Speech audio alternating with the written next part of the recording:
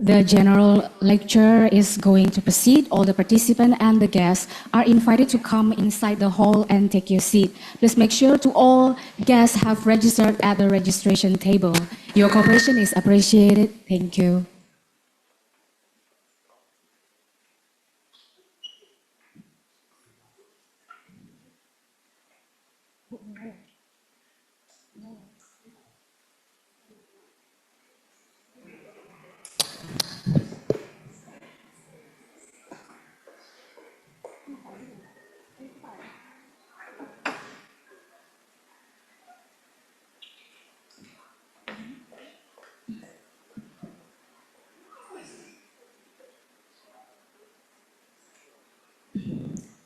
Indahnya tanah laut laksana mawar sekuntum.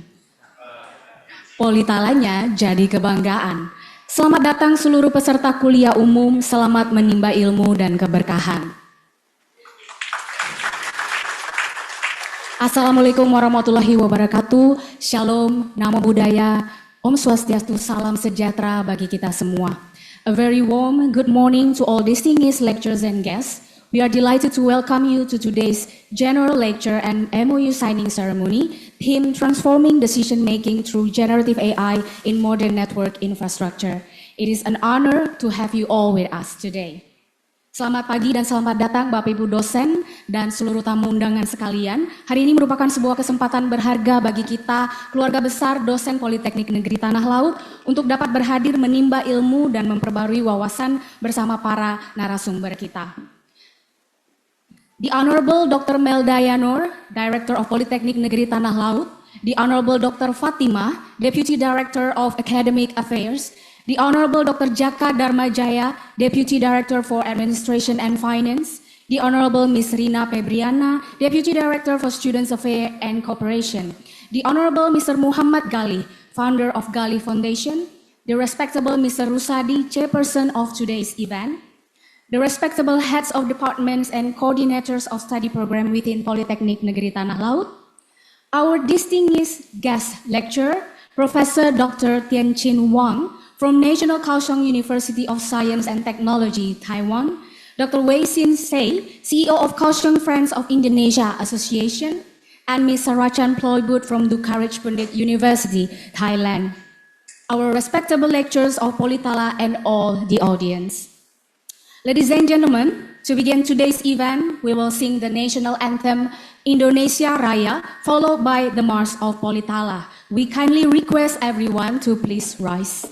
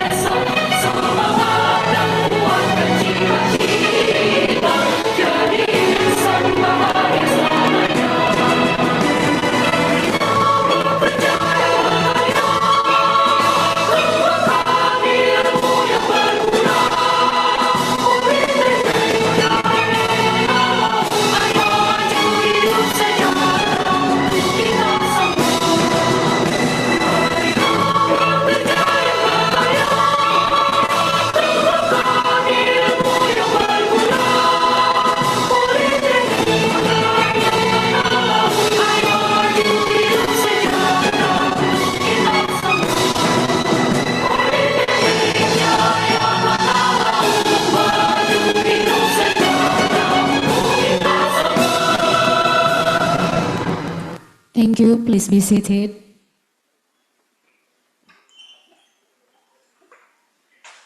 To seek a blessing for our program today, we will have a moment of prayer. We would like to invite Mr. Taufik Athamimi to lead the prayer.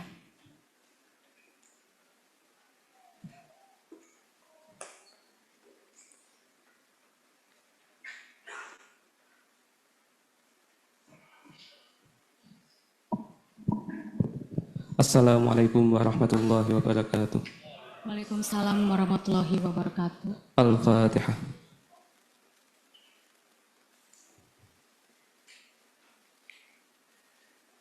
Bismillahirrahmanirrahim. Alhamdulillahi rabbil alamin.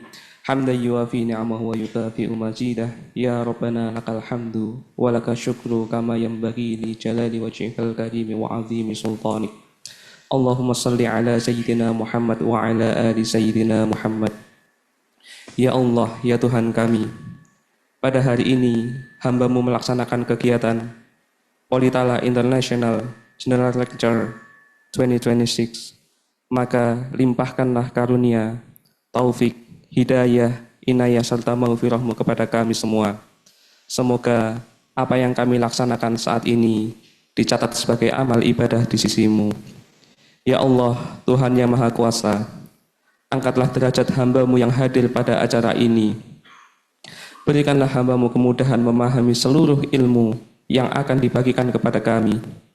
Jadikanlah ilmu yang kami peroleh dapat menjadi bekal di masa yang akan datang serta dapat memberikan manfaat. Ya Allah, Tuhan yang Maha mengumpulkan, jadikanlah pertemuan kami sebagai pertemuan yang penuh dengan rahmat. Eratkanlah hubungan ukhuwah kami, satukanlah hati kami, kobarkan semangat kami dalam mewujudkan visi dan misi Politeknik Negeri Tanah Laut. Ya Allah, Tuhan yang Maha Pengampun, ampunilah dosa-dosa kami, kedua orang tua kami, guru-guru kami, dan para pemimpin kami. Berikanlah kami kemudahan dan petunjuk dalam melaksanakan tugas yang Engkau amanahkan kepada kami. Rabbana atina fid dunya hasanah wa fil akhirati hasanah wa qina adzabannar. Subhana rabbika rabbil izzati amma yasifun wa salamun alal mursalin walhamdulillahi rabbil alamin. Wassalamualaikum warahmatullahi wabarakatuh.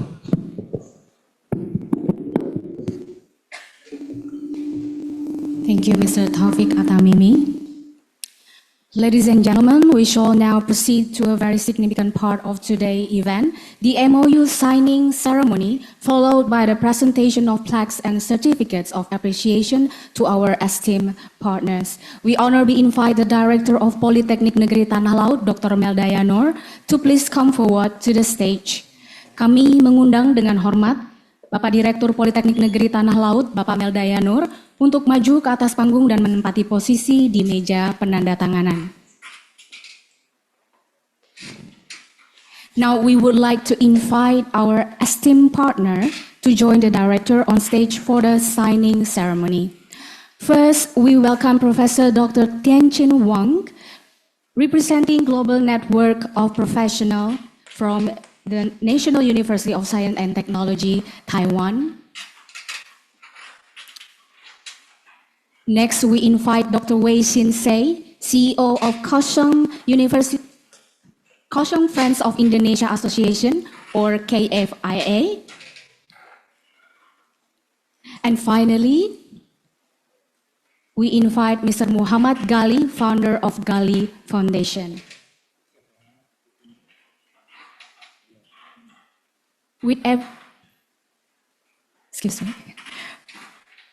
With everyone now on the stage, we shall begin the official signing of the Memorandum of Understanding. Bapak Ibu, kita akan mulai penandatanganan MOU. First, we invite Dr. Berdaya and Professor Tian to sign the document. Pertama, kita akan menyaksikan penandatanganan MOU antara Politala yang diwakili oleh Bapak Dr. Berdaya dan Global Network Professional or GNPRO yang diwakili oleh Profesor Dr. Tianqin Wang.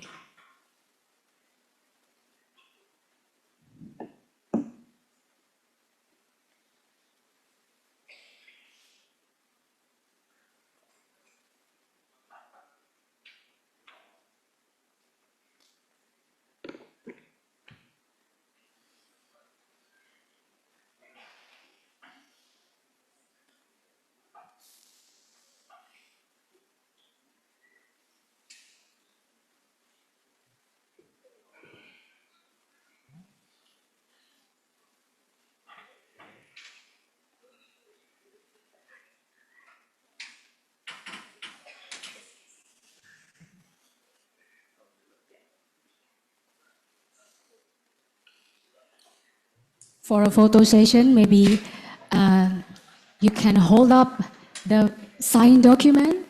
Let me help with the countdown. 3, 2, 1. Thank you very much. Please give a round of applause for our new partnership with Global Network of Professionals.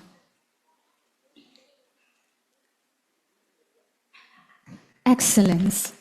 Next, we proceed with the signing between Dr. Melda Yonor and Dr. Wei Xin.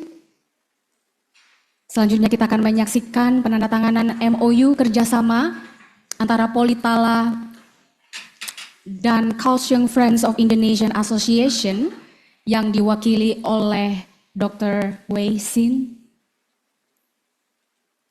Tentunya sebuah kehormatan dan kebanggaan Bapak Ibu kalau pada pagi hari ini kita bisa menyambut 3 partner internasional kita yang luar biasa. Mereka berhadir meluangkan waktu untuk bisa mampir ke Politala dan bukan hanya melakukan signing ceremony Bapak Ibu, tetapi juga berbagi ilmu dan pengetahuan bagi kita semua. Berbahagia dan beruntung sekali Bapak Ibu yang hadir pada pagi hari ini.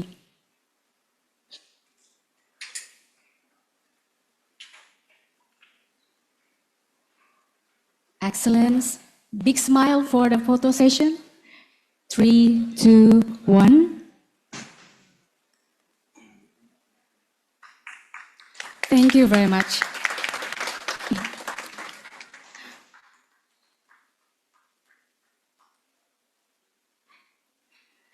And finally, we invite Mr. Muhammad Gali to sign the agreement with the director.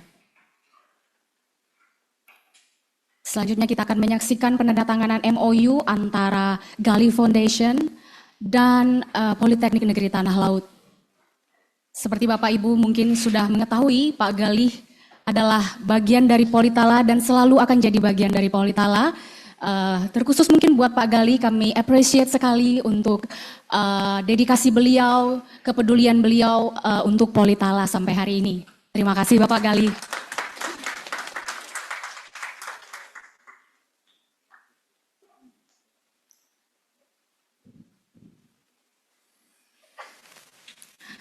Very good. The document have been officially signed. Now we kindly request the director to present these tokens of appreciation to Professor Tien, Dr. Wei, and Mr. Gali. Kita akan langsung memasuki pemberian token of appreciation berupa plakat dan sertifikat untuk ketiga guest lecture internasional kita pada pagi hari ini.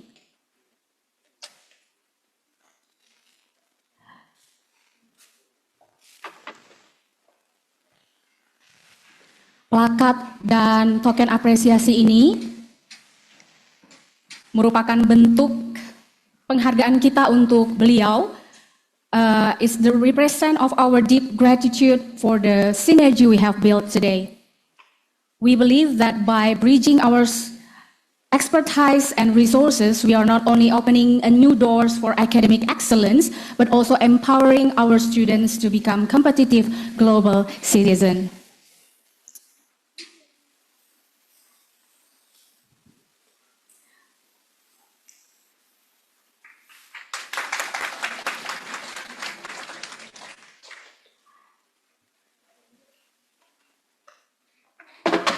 Excellence.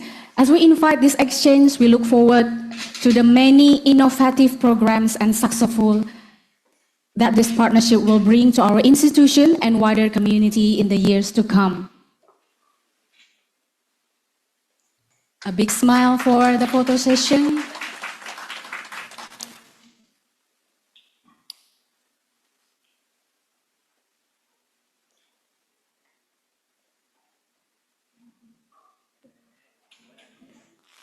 Lastly, with Mr. Muhammad Gali.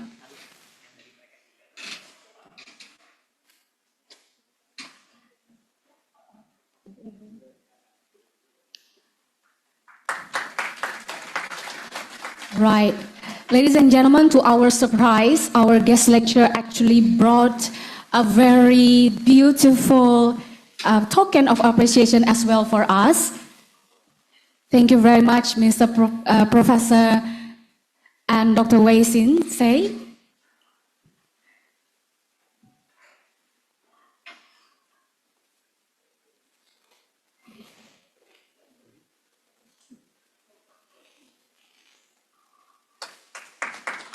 Thank you very much, Dr. Tian Chin Wang from Global Network Professional, or GNPRO, for the token of appreciation.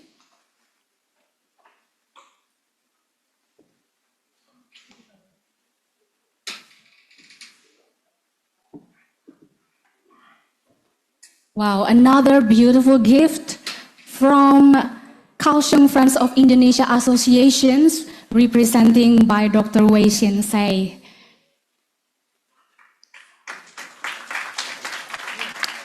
We are so proud to accept this beautiful appreciation.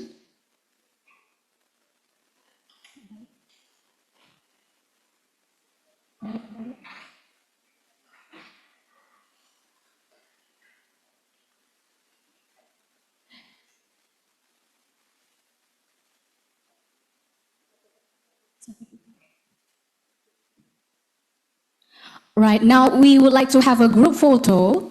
Dr. Madayano, Professor Tian, Dr. Wei, and Mr. Gali, please stand together in the center of the stage for a photo session. I will help with the countdown. 3, 2, 1. Maybe a little bit of freestyle, maybe thumbs up. Yeah? Okay, great. Great. Beautiful. To complete this historic moment, we would like to invite the Deputy Directors of Politala and the Chairperson of the committee to join us on the stage for a collective photo session. We kindly invite Dr. Fatima, Dr. Jaka Damajaya, Ms. Rina Febriana, and Mr. Rusadi to please come forward. Also Ibu Mufrida Zen.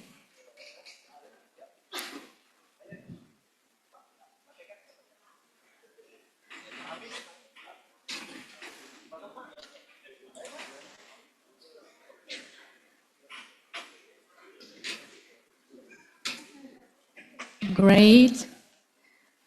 Maybe a formal style first. Everyone's ready? Okay, Ibu Lia, please come on the stage.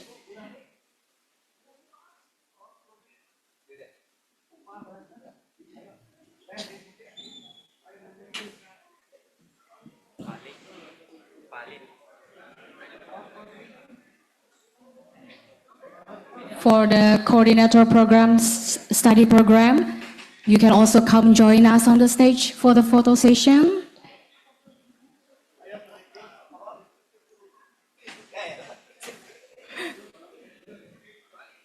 This is a very rare moment to have a photo session with our guest lecturer. Please do the countdown. Let me do the countdown. 3, 2, 1. Another one maybe for formal style. Okay, thumbs up. A little bit of freestyle, everyone. 3, 2, 1. Great. Give a very big round of applause for our leaders and our guest lecturers. What a beautiful moment to capture. We kindly invite everyone to return to their seat. Thank you. Ladies and gentlemen, let's give us a resounding sound of applause once again for this incredible partnership and the bright future of our collaboration.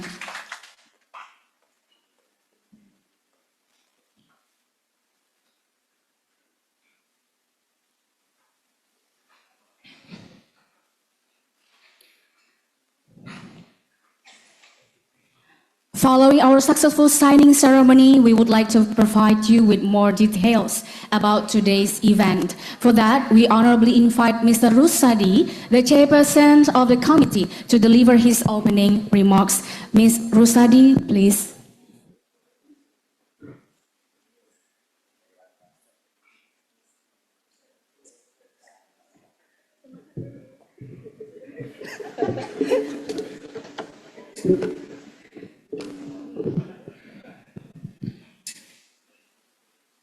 Assalamualaikum warahmatullahi wabarakatuh. Waalaikumsalam warahmatullahi wabarakatuh. Alhamdulillahirabbil alamin. All praise is due to Allah Subhanahu wa Ta'ala, who has granted us health, opportunity, and blessing so that we may gather here today. May peace and blessing be upon our beloved Prophet Muhammad Sallallahu Alaihi Wasallam, his family, companions, and all who follow his guidance until the end of time. Good morning. Thank you. Distinguished guys, ladies and gentlemen, on behalf of organizing committee, it is my great honor and privilege to welcome all of you to this international guest lecture held today, Saturday, January 24th, 2026 in Politeknik Negeri Tanah Laut. First and foremost, allow me to extend our deepest respect and gratitude to our esteemed leader, our director, Associate Professor Dr. Meldayanur, Vice Director in Academic, Associate Professor Dr. Fatimah, Vice Director in General and Finance, Associate Professor Dr. Jaka Dharmajaya, and Vice Director in Student and Information System, Rina Pabriana, M-Commerce, along with the head of departments, head of study program, and other distinguished officials of Politeknik Negeri Tanah Laut. Your presence today is a true encouragement for us all. We are also greatly honored to welcome our distinguished guests, Professor Dr. Chin Chin Wang, Professor at Department of International Business, National Kaohsiung University of Science and Technology, Taiwan. Dr. Wei Sin Sai, CEO of Kaohsiung Friend of Indonesia and Chairperson of Kaohsiung Little Southeast Asia Association, accompanied with his wife.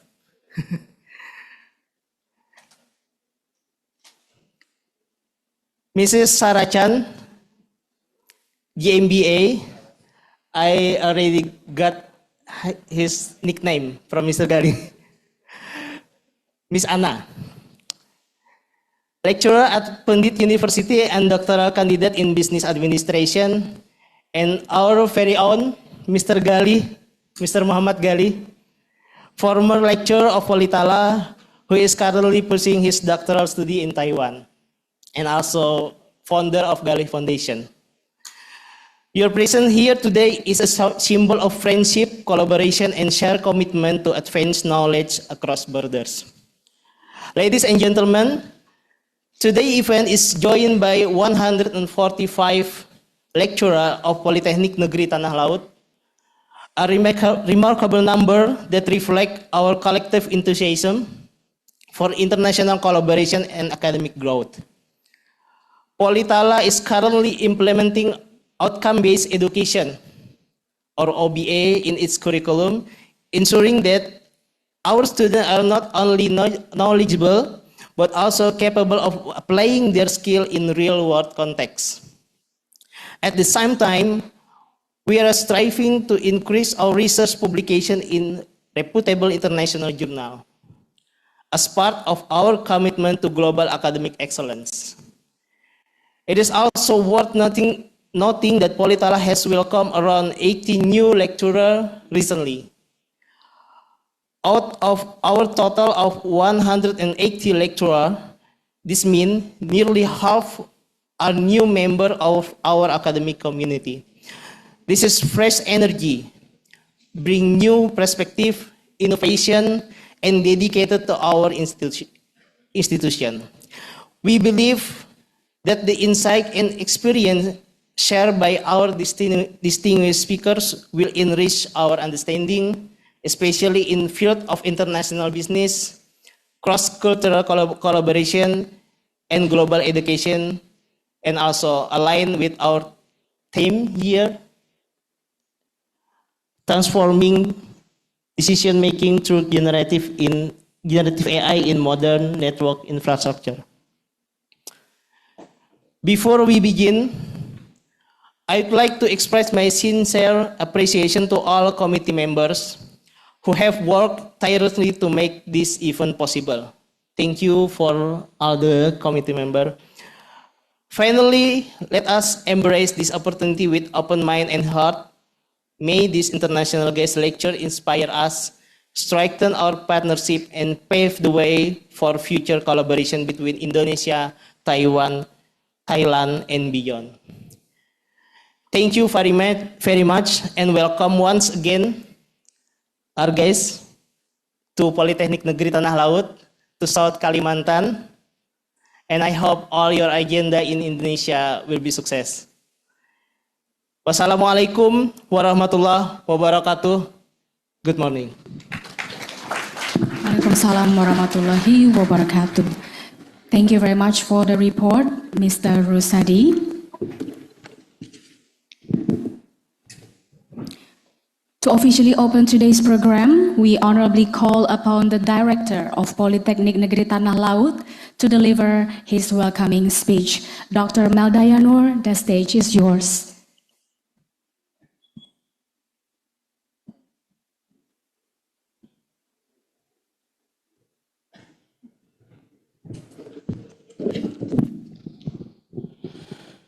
Bismillahirrahmanirrahim. Sespi menyuguhi saya hurufnya huruf Taiwan. Gimana saya membacanya nih? Saya buka contekan sendiri aja deh.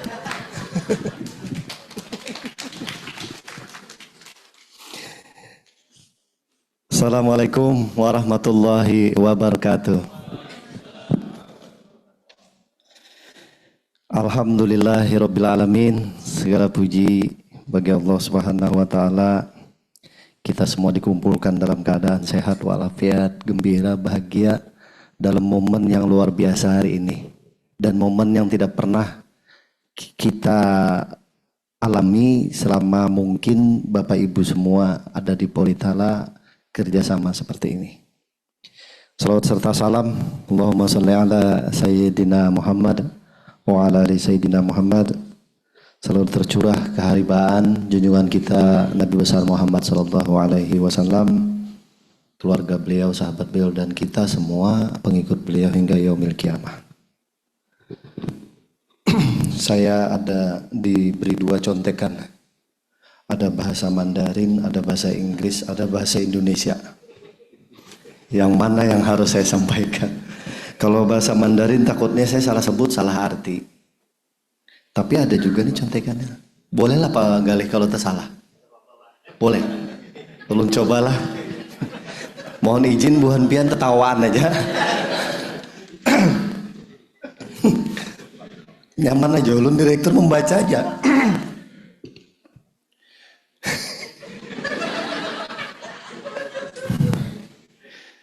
Cuncing take away, lihat tahu. Nah kan belum apa-apa sudah gitu. Wah good start. Keway lai pin, new semen, sien semen, ta chia hao, hao. Ini gawian dodo juga. Fei chang rong sing chin tien. Neng cai cai li yu tang jia siang chu cai chi wu se meldayanor siang kewe te ta eo lai piao si chua relie te huan ying he chua cheng che te ke cheng che te kan sie.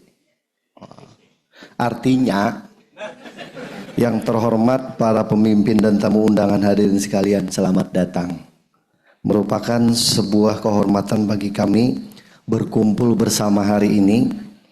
Saya mengucapkan selamat datang dan terima kasih yang sebesar-besarnya. Bujurlah Pak Galih. Bujur.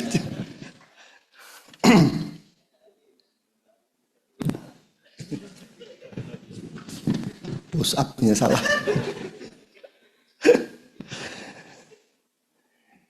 Distinguished speakers, respected lecturers, honorable guests, and dear colleagues, good morning and warm greeting to everyone. It is a great honor for me as the Director of Politeknik Negeri Tanah Laut to welcome all of you to this public lecture entitled Transforming Decision Making Through Generative AI in Modern Network Infrastructure. First, I would like to express our sincere appreciation to our distinguished speakers,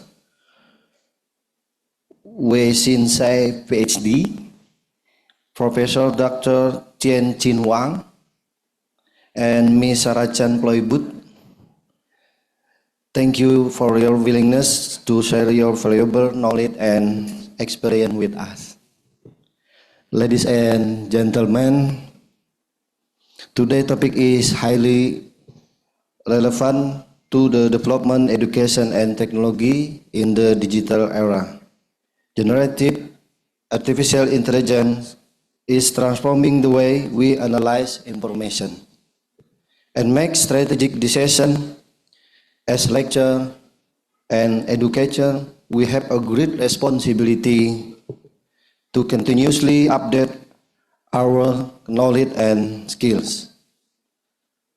I hope this session will inspire collaboration, research, and new opportunities for cooperation between our institution and international partners.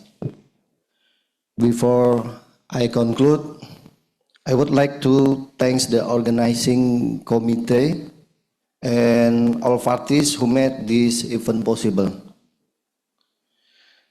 Terima kasih Bapak Ibu semua yang sudah berkenan menghadiri acara kita pada hari ini, dan saya berharap ini sebagai momentum yang luar biasa kita ambil, banyak ilmu pengetahuan yang kita dapatkan, dan ini kesempatan untuk kita banyak bertanya, banyak menggali pengetahuan, dan alhamdulillah hari ini Pak Galih sudah luar biasa. Dalam sekian waktu sudah banyak berbuat bagi Politala, dan tentu semuanya ini terbaik untuk kita semua nanti ke depannya. By saying Bismillahirrahmanirrahim, I hereby officially open this public lecture,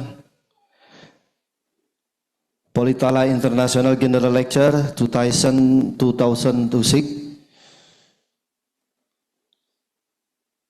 Transforming Decision Making Through Generative AI in Modern Network Infrastructure.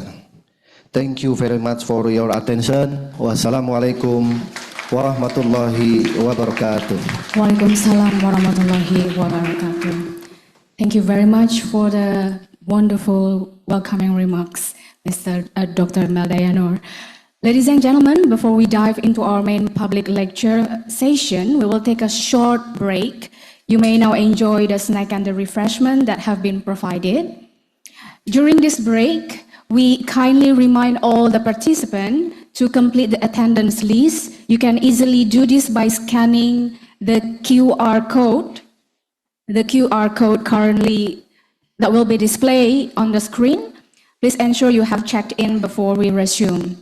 Bapak Ibu sekalian, kita akan break sejenak sebelum kita melanjutkan ke sesi kita. Selanjutnya, Bapak Ibu boleh menikmati snack yang sudah disediakan, dan sembari kita short break, Bapak Ibu boleh mengisi daftar hadir. Dengan mudah Bapak Ibu bisa scan QR code yang akan ditampilkan berikut ini.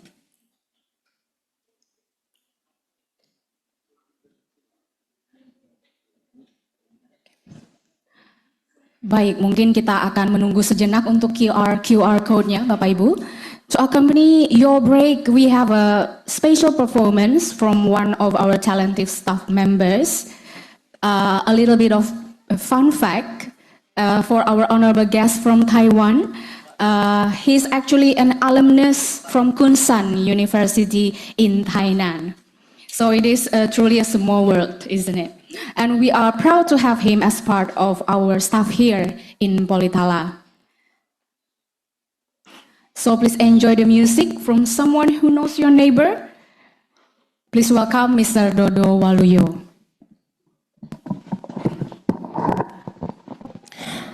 Assalamualaikum warahmatullahi wabarakatuh. 大家好，我想先自我介绍，我叫做王振孙。今天很高兴有缘从台湾来的教学，我也将送上歌曲给大家，歌曲名字叫做。So today I would like to sing a song by Celine Dion, My Heart Will Go On, for everyone here, and hope so you guys would be like enjoy and happiness for this song. Thank you.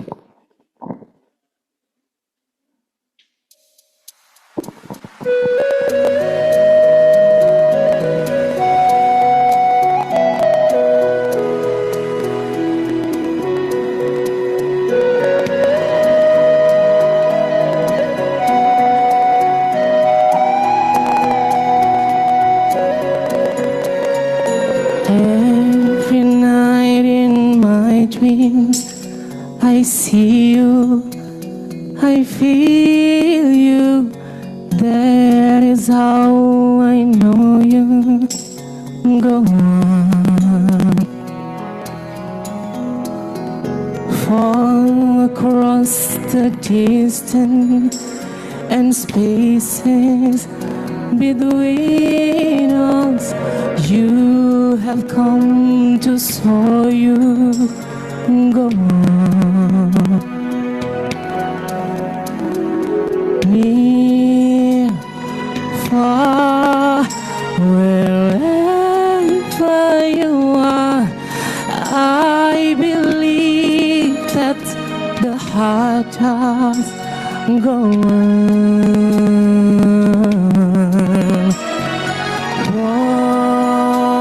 Once more, you open the door, and you're here in my heart, and my heart will go on and on.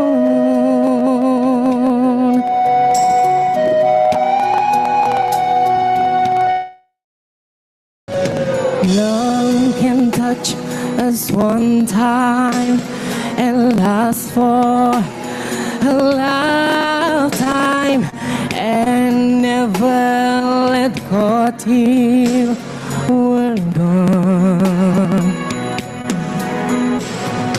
Love was when I love you.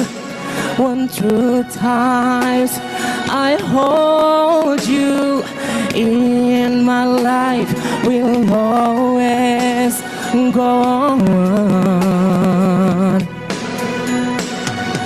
Near, far, wherever you are, I believe that the heart does go on. Once more, you've opened the door, and you're here in my heart, and my heart will go on and on.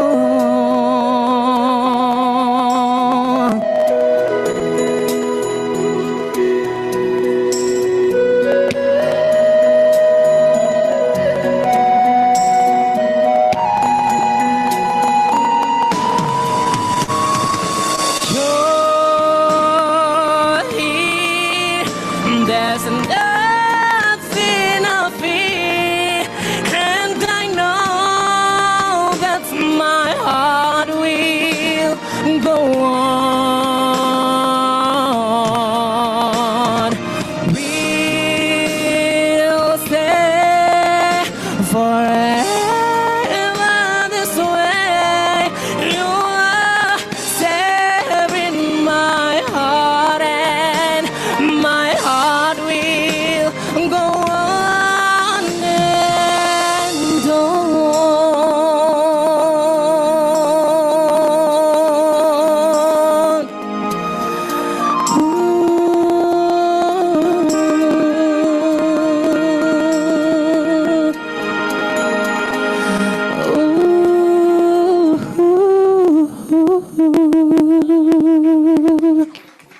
Thank you so much， 谢谢你们。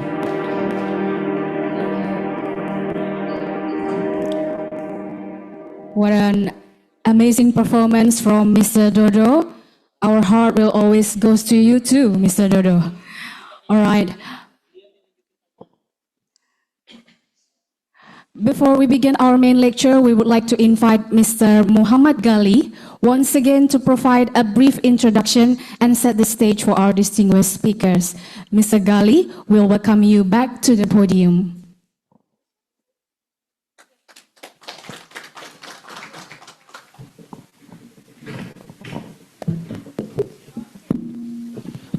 Bismillahirrahmanirrahim. Buah kasturi dagingnya berserat. Buah asli dari Kalimantan. Silaturahmi tetap kita jaga erat, karena Politala semakin maju di depan. Alhamdulillah, alhamdulillah ala kulli hal. It was a little bit emotional for me when we sang together about Indonesia Raya. Kita nyanyi Indonesia Raya, kemudian menyanyikan Mars Politala. Saya merasa sangat emosional. Kami juga selalu menyanyikan Indonesia Raya di Taiwan bersama KFI. Setiap kegiatan kita libatkan, dan ketika di sini atmosfernya berbeda. Jadi mohon maaf, mungkin hari ini saya terlihat sangat nervous, padahal saya itu sarjana ilmu komunikasi. Kalau untuk public speaking, berbicara di depan umum, biasanya saya selalu bisa mengatasi. Tapi hari ini, it was too nervous. But okay, I will be try to do my best. And today we have two and other keynote speaker. Actually, the one cannot attend it because she need to prepare to going to China. So today we will talking about the AI generally and education, and how is the vocational education can link and match between AI and how to make decision making. Bagaimana nanti kita menghubungkan antara AI itu dengan pengambilan keputusan, kemudian bagaimana kita manfaatkan untuk pendidikan dan vokasi. Jadi hari ini bersama saya ada Profesor Dr. Tin Chin Wang. Beliau penelitiannya fokus pada multi kriteria decision making dan yang lain-lain. Jadi kalau teman-teman mungkin di para dosen itu pernah belajar tentang fuzzy logic ataupun multi criteria decision making, beliau kurang lebih menciptakan 6 atau 7 metodologi turunan untuk itu, dan itu digunakan untuk pengambilan keputusan untuk membeli saham dan yang lain-lain. Dan sebenarnya itu bisa diaplikasikan, we can implement it to another subject or object, so it will be produce more paper with the high quality index. Then we can publish it in the Scopus or Web of Science or another indexes. Dan oleh karena itu, kami mengundang beliau sebagai founder Global Network Professional, di mana nanti kita ingin semua dosen di Politala memiliki publikasi yang tidak hanya nasional, tapi juga bisa internasional, berkolaborasi dengan penulis-penulis yang ada di networknya beliau, begitu.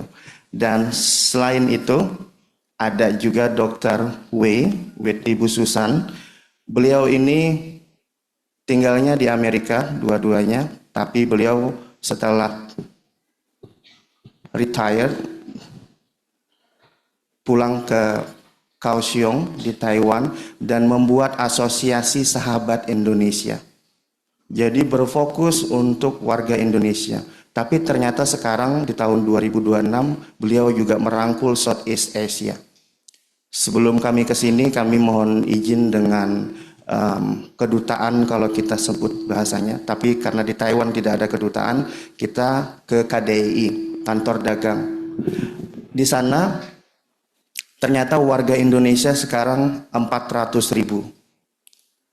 Dan sebagian dari itu adalah caregiver, pembantu rumah tangga, atau yang membantu lansia, ataupun di industri. Yang ternyata mereka juga tidak sempat mendapatkan pendidikan. Dan itu dibantu oleh Dr. W dan Ibu Susan untuk tetap sekolah dan kuliah. Ini juga salah satu bentuk yang sangat luar biasa. Ketika saya tanya kenapa melakukan itu, beliau cuma jawab, kita adalah keluarga. So, ketika orang luar bisa seperti itu, kenapa tidak kita yang sesama orang Indonesia begitu, memiliki visi yang jauh ke depan? Karena sekarang ternyata kita adalah warga global. Kita bukan hanya sebagai orang Indonesia, tapi warga global. Disebutkan sekarang global citizen. Ya, jadi momen hari ini kita ingin berbagi bersama bagaimana perspektif ini bisa dikembangkan sehingga ketika semua dosen akademia di sini nanti tentunya ini akan membawa perubahan yang sangat berdampak untuk Politala. Please welcome Professor Wang and also Dr. Wei. Give applause.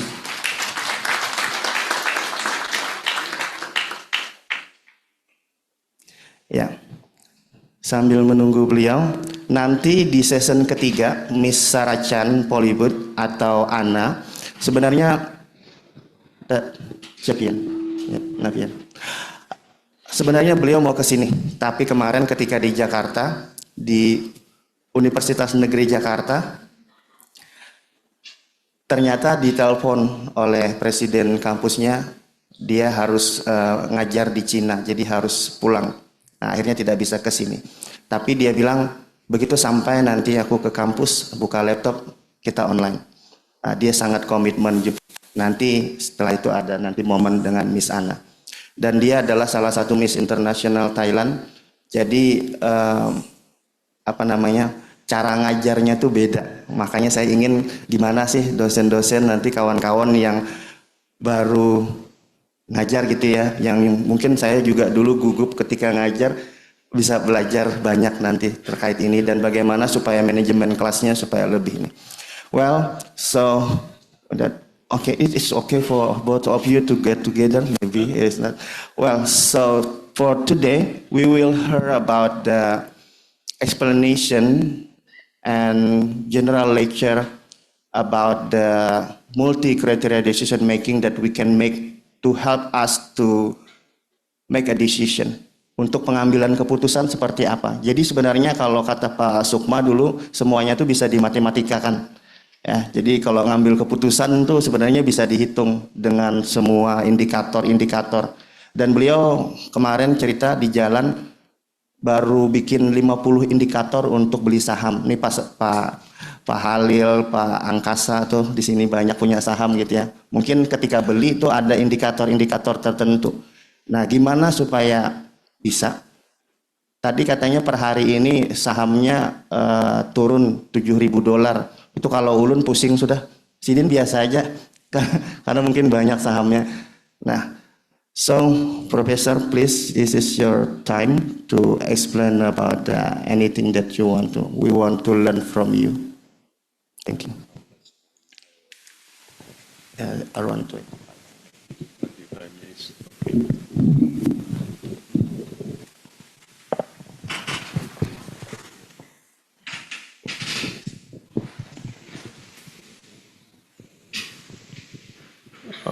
Selamat pagi. Good morning, everyone. This is my honor. I can present in here. So, Dr. Gali told me say I present 25 minutes, right? So this moment I will share 3 parts. First one is my career in academic research. And second is I'll share my project. This moment, I'm designing APP. You say APP for investment, because there are many people, they're eager to earn money, but they lost their money much.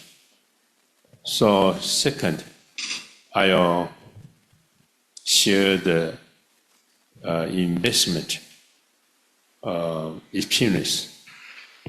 And third, I'll share the design my project by JavaScript. The JavaScript such as Python, Java, C++, C#, VB.NET. So I choose JavaScript to design my APP, my app. So JavaScript I didn't know well before, but last year, September, I started JavaScript, and then I designed the APP for investment. So I think this one very important. Otherwise, you earn money from the factory, from the university, from the company, etc., and then you lost your money in the stock market. Very funny. I can tell you a lot of stories in Taiwan, in anywhere. So this is important. And first one is academic research. You cannot say Professor Wang always talk money. No. First one is academic research. How to do the research. So the past decade, every year, I publish more than 30 papers 1 year. So I created six new methods to do research. Each one you can publish SCI or SSCI papers. So you are teaching in this university. How do you do excellent contribution to your university? I think the policy, the strategy is very important. Otherwise, you use the method, this method more than 1 year ago. This very, very old method to do research, very old method and very old topic. How do you publish your paper in the SCI journal? It's no way, right? So today, first part, I will share the academic research, okay? Next one.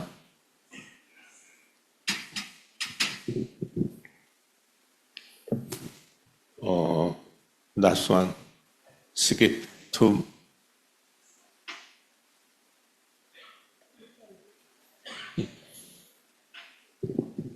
second up.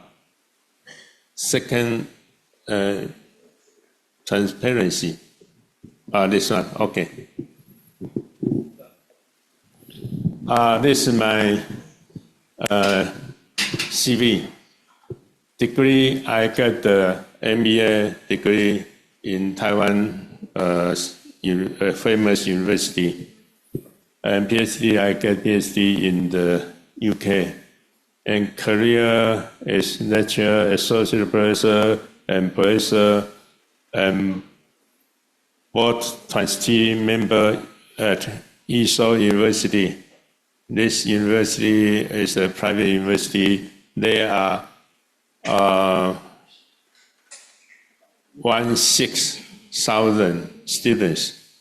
It's a new university. And now I'm the chair professor in SUIT in Vietnam. So here I supervise PhD students and master students and teachers to do research. And I, under the Dr. Gary help, I create a new English journal. Its name is Frontier Management Science. So if you have a good paper, you can submit this journal, Frontier Management Science. You can, your papers rejected by many journals, and then you submit to here. No, this journal is not little bin. You know little bin. Little bin just trash. You put trash in the little bin. So this journal is not little bin. So your papers reject, and then you submit to Frontier Management Science. No, you cannot do that. Okay. So this journal is not little bin. Oh. And I also am also the independent director of this technology company in Taiwan. This company produces high-tech electronic parts. It's very important. It's do an excellent contribution to Taiwan. So this one.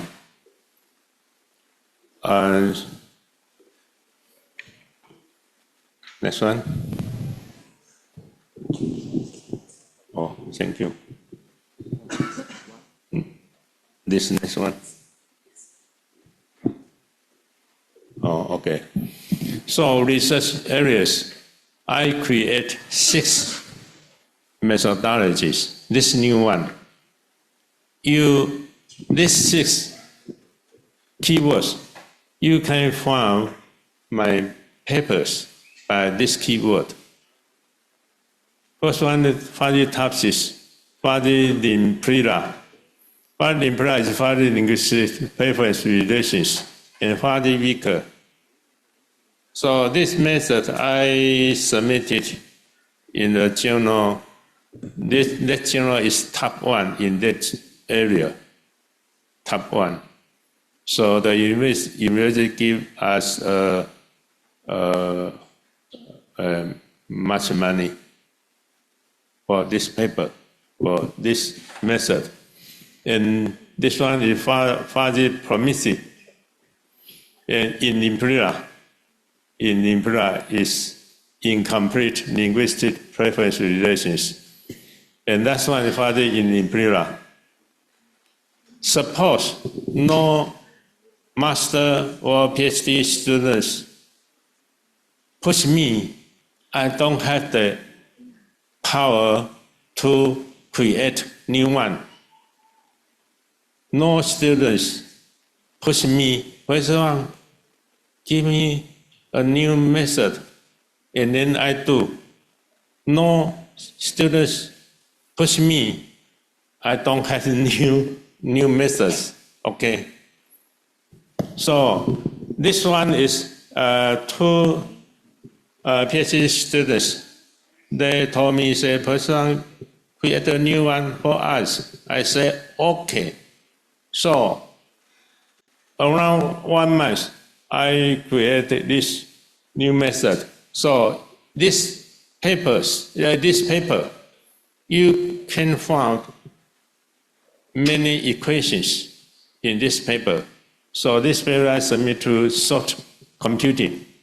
So you can search this keyword, fuzzy space, in the umbrella, and you can find my paper. But there are many equations. You cannot understand well. Yeah. So I saw many researchers, they always use SPSS. This is methods. You don't need use SPSS. No SPSS software. I can do research well.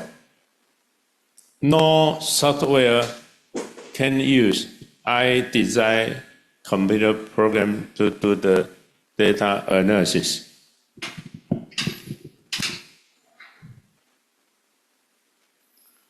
And up to now, January 20 this year, you can use my English name and found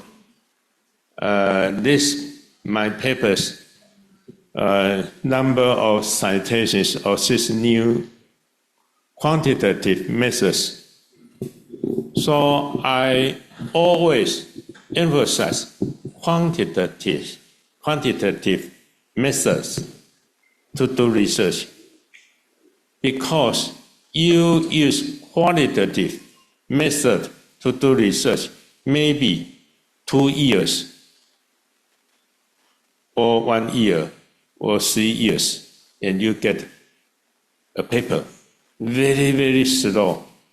3 years, you publish 3 papers. Very slow. I always say produce papers. I say publish papers. I say that very few. I always say produce papers. I emphasize publish papers so easy, so fast, because I focus on the quantitative methods. That one. So these quantitative methods include statistics and mathematics. Most researchers, they always focus on statistics. They use multiple regression, simple regression, and t-test, ANOVA, etc. These methods, more than 50 years ago, more than 100 years ago, and you use all the method to do research. The reviewer, you submit to here, and reviewer say, oh, so old method, and then reject your paper. Reject. So here, you can hyperlink, double click, and then you can link a PDF file. And this is second part. Finally, I will hyperlink some PDF files. So now I don't hyperlink. Later I will hyperlink. So this second part, I will share the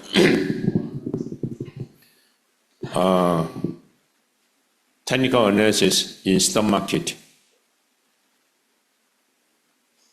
such as indicator, and ABBS investment philosophy. This one I created, so you cannot search this method in internet. No, you cannot. You do, but no results. no results. And this one is for the way studies. In Chinese we say 随波逐流. In English is follow the way studies. This philosophy can let you be a rich man or rich lady. Otherwise, you take the salary and save the stock market. No, don't do that. And this one, this traditional method, and new, I created. This one, conditional weighted MA, and exponential weighted MA, flexible weighted MA. And here I would like to emphasize the traditional indicators. One is MACD. This one is useful, and second SAR. This traditional indicators, MACD and SAR, two. I prefer these two. And here you can hyperlink these 5 parts, but here I don't do.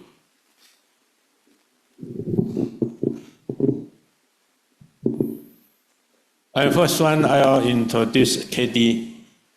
This KD indicator, most lectures, they always promote KD, but I don't promote KD. KD, most investors, they want to go to paradise, but this one let you to hell. Huh? You know hell, heaven, paradise, there, hell, there. So don't believe KD indicator. But most lectures, they always say, oh, KD very good, blah, blah, and you lost money. No.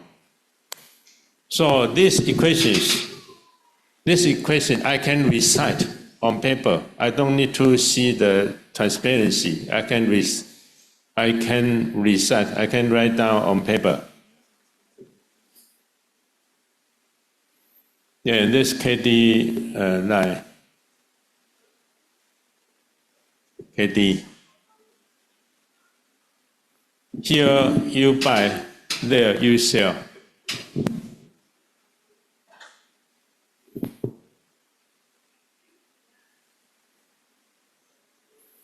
And this one, MACD, is useful for you. So you need to study this method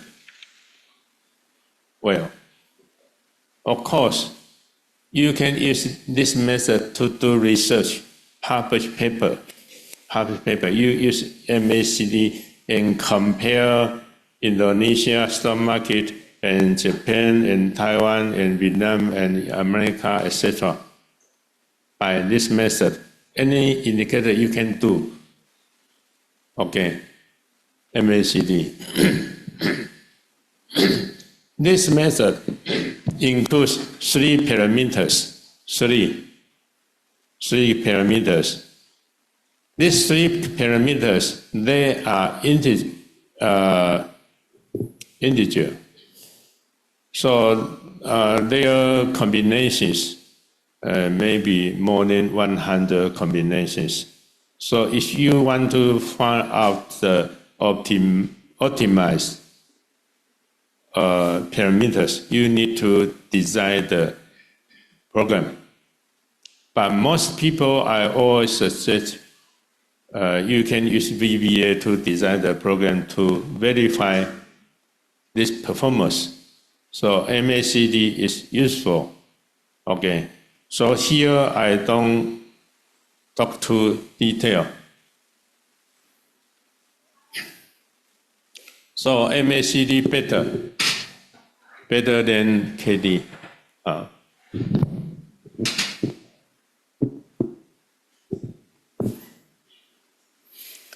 And the one follow the way strategy. Follow the way strategy. This is methodology. If this is true and that one true, you buy. Else, if this one true and that one true, you sell. Very simple. But this one, you say very simple. And how do you do? How do you use program to verify its performance? How do you do? So just I say you can design VBA. You put the data on the Excel and then design the VBA to verify its performance. So I say I give this one name is follow the way strategy. So under the follow the way strategy, there are many indicators. Those indicators were innovated by I.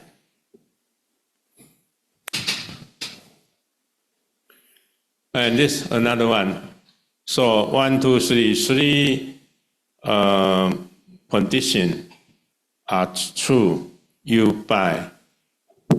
And else if this is error, else if you cannot say else. Else if not else. Else if this three conditions are true, you sell. Otherwise, you don't do anything. So this program, JavaScript program, I designed in 2026 January 8 this year, this month 8. This JavaScript program. This program, I designed it around 2 hours. Around 2 hours, I finished this program.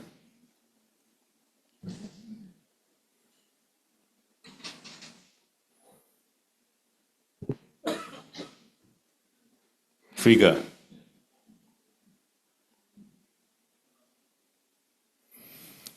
And this one I designed by VBA. So the data we put on Excel cells, CELLS, and we design VBA to do. So each icon, you press icon and the software will do.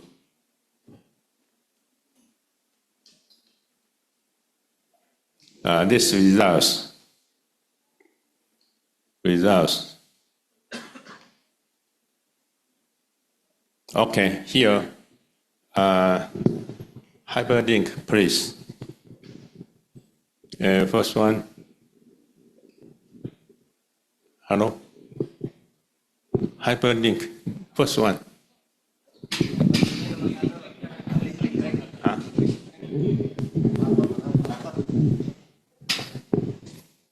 Oh.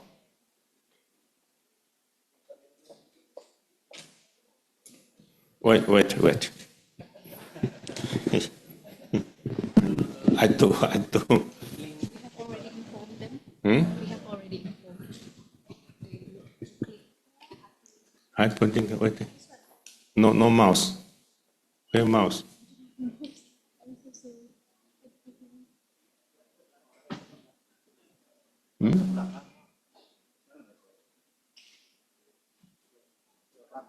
My folder.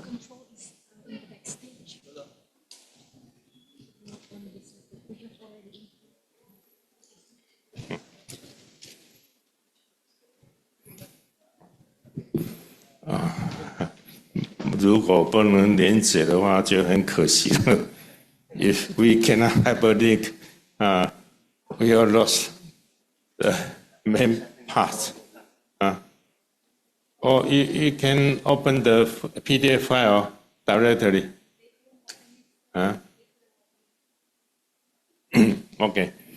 This hyperlink will show the PDF file. Some of them are business secret. You know business secret. So this secret are involved in the software, so nobody can decode, found the original equations. Can do or cannot do? Oh, okay.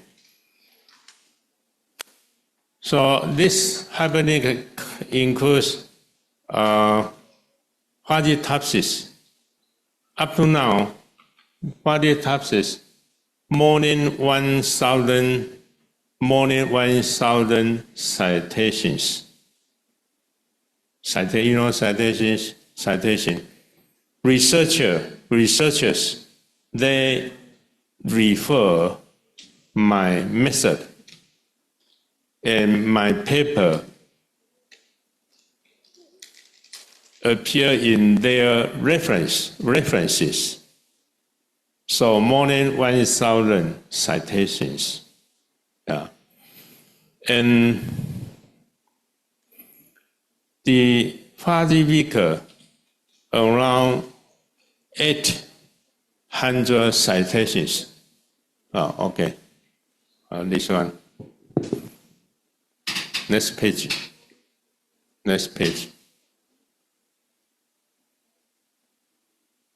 Oh, yeah, right. Next. Oh, here, stop. This one, 40 types, cited 1298 times up to this month. And this one, I use types in the initial training aircraft. You know,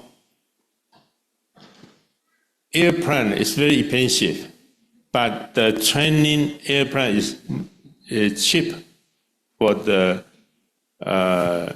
pilot. They try the airplane. Before that, they had to try this training aircraft.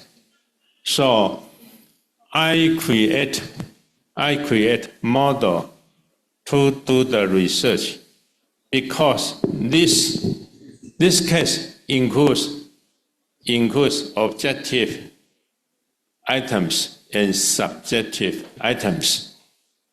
So how do you do? I combine subjective and objective items together. So this paper cited by many countries, such as Israel. They cited my paper, and then they give me an email say, Professor,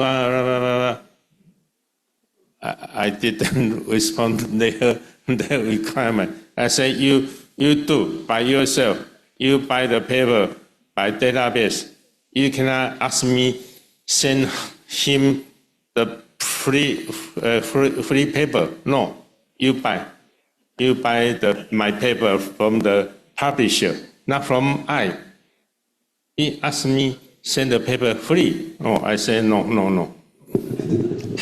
And this one, in the National Journal of Production Economics, this top one in this area. So the university give me as 80,000 NT dollar, around 3,000 US dollar.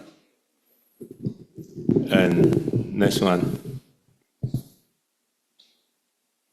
Next page, next page. Oh, okay.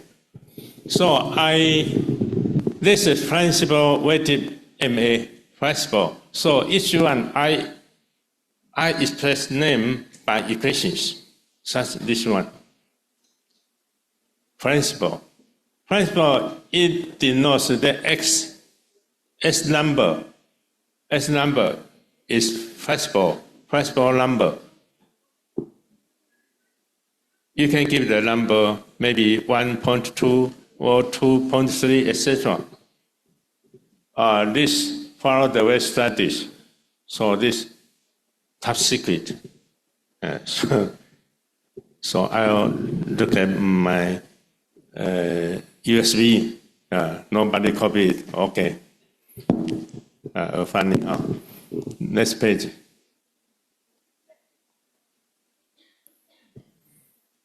Start here. And last year, because my journal is a new one, nobody knows. So I published a good paper to support my journal. Otherwise, nobody know my journal name, Frontier Management Science. So I wrote a good paper and support my journal. So in this paper, there are many equations, 18 pages. This you can download free. You can download. You try to find the Frontier Management Science journal and then you download free.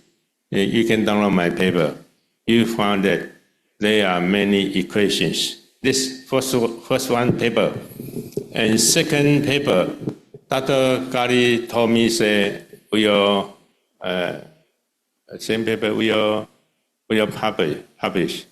Second paper has 19 pages. Yes, there are many equations in the second paper. So I try to do my best to support my journal. Okay, so quick this PDF and hyperlink another one, please. I will finish within 5 minutes. Okay, only 5 minutes. I will finish.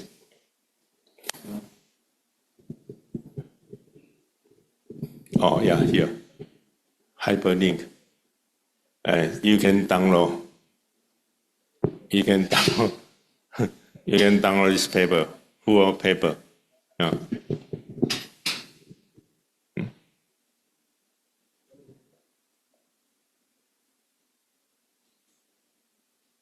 Click this PDF file. This no, don't need. Another one, another hyperlink.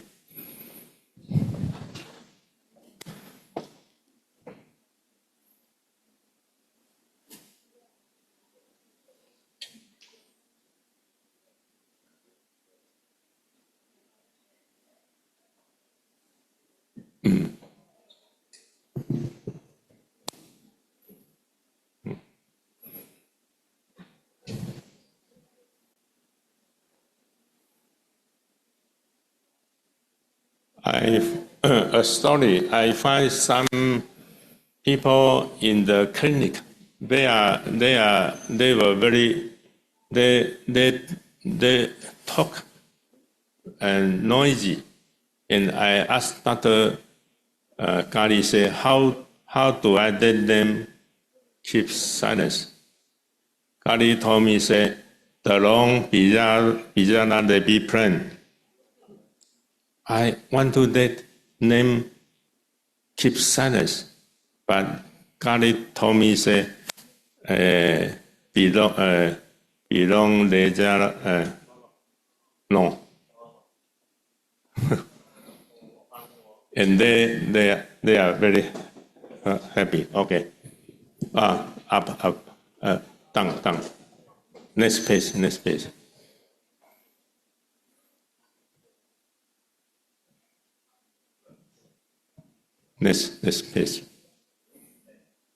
Here.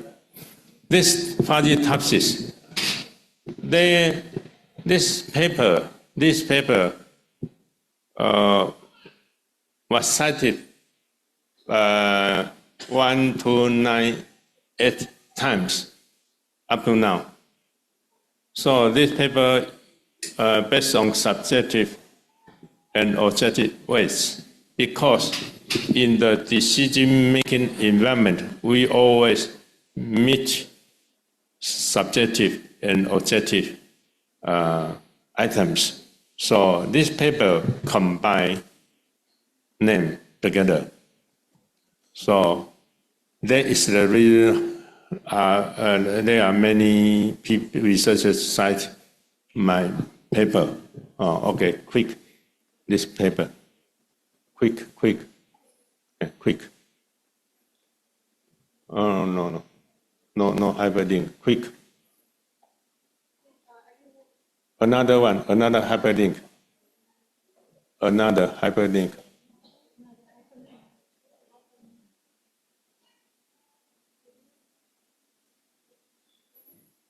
Final hyperlink, and then we. Okay, this one.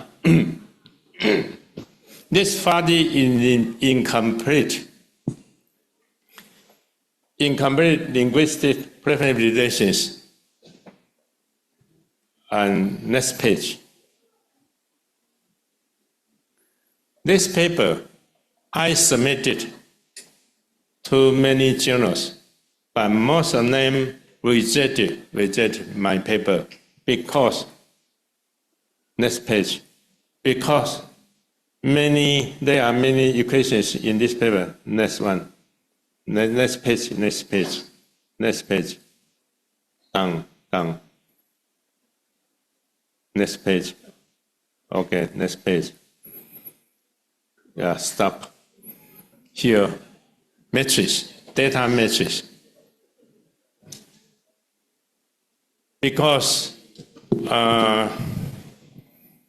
Dr. Chai, he studied physics. So this matrix, this equation are simple for Dr. Chai because, you study physics, you need to study many mathematics.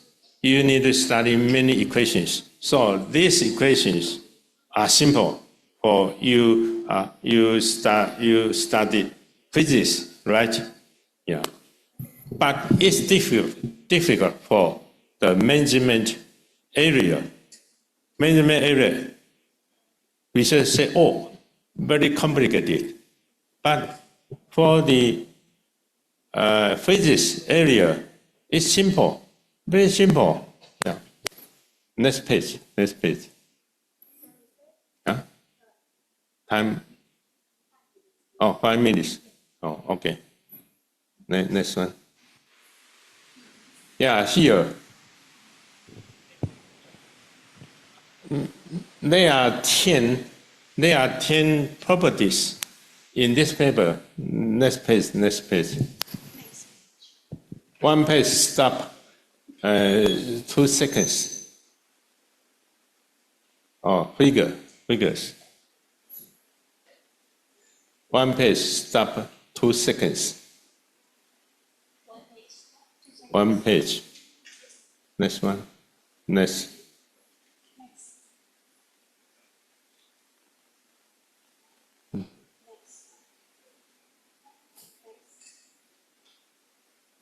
This paper, maybe you cannot download from the Google Scholar database. Maybe, I'm not sure. Maybe you cannot download, but you can browse the abstract. Okay, next page. Okay.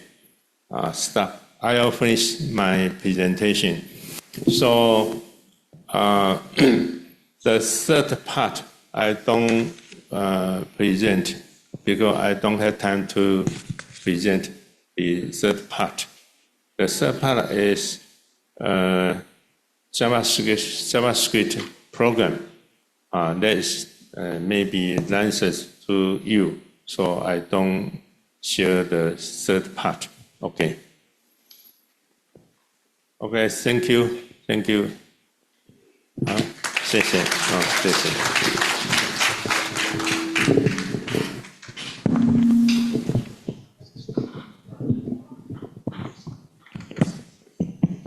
Thank you very much, Professor Tian, for inspiring presentation. Now to lead the whole speaker session, I would like to hand over the stage to our moderator, Ms. Yulima Melsi. Ms. Yulima Melsi is an English lecturer at Politala. She earned her master's degree in English Applied Linguistics in University Negeri Medan. Please, Ms. Yulima, join us on the stage. Wait for a moment, sir. We'll take a look at this was for you. Thank you. Have a seat again, please. Here, yeah. Yes.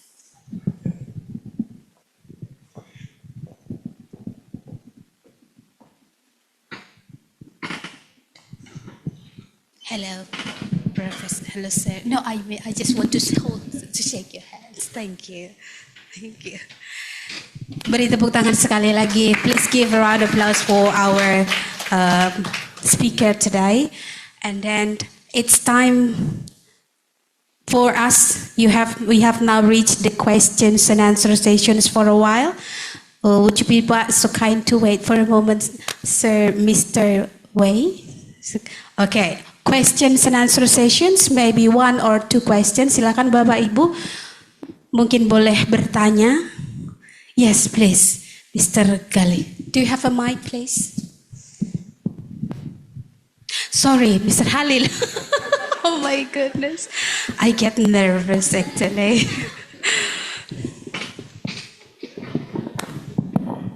Please kindly state your name and your affiliation. You may mention your study program maybe or your departments. Okay. Thank you for the opportunity.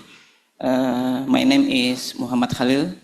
I'm lecturer in Politala. I teach engineering, electrical engineering, and I see the presentation of Dr. Tian Chin Wang, and I'm interested. And I also do understand programming and understand to write program to make decision such as fuzzy or other artificial intelligence such particle swarm, CUCO, ABC, and the other. Besides engineering, I also invest my money in Indonesian stock market. First, I want to tell you something before I quest. As far as I see, in Indonesian, there are just a few people have awareness how important to invest. But sometimes they buy cryptocurrency because see other people become rich cause crypto in television. That's even in Politala, maybe just a few us to do invest in safety way in stock market. First, I want to ask you, can you tell us how important invest in stock? And then the second, I want to ask something about investment. Is political issue affect to stock market and the indicator of such fuzzy like that? Is political issue such issue of US and China or Taiwan and China? Just that. Thank you very much. Oh, we please you directly to answer the question, sir.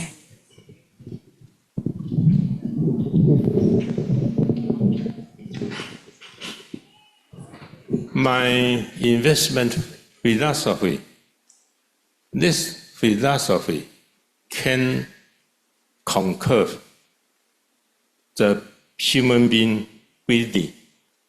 When the stock includes plus purpose, the being, human being, always say, oh, okay, right, good, very good. Finally, the stock cannot up. And the human say, maybe 2 days or 3 days, and then up again. This occasions very, you can find. So my philosophy is conquer the greedy for human being. So I always emphasize the objective method, not subjective. Most people always say, oh, the neighbor, your best friend, the neighbor, blah, blah, blah, your colleague tell you this stock will from 20 to 100 to 300, etc. This story you can hear every day, moment, but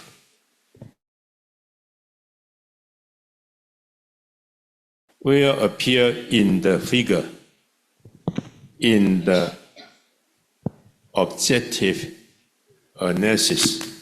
So my investment philosophy always emphasize, you don't believe your ears, 1 year, another year. You don't believe. You trust. You need to trust my APP.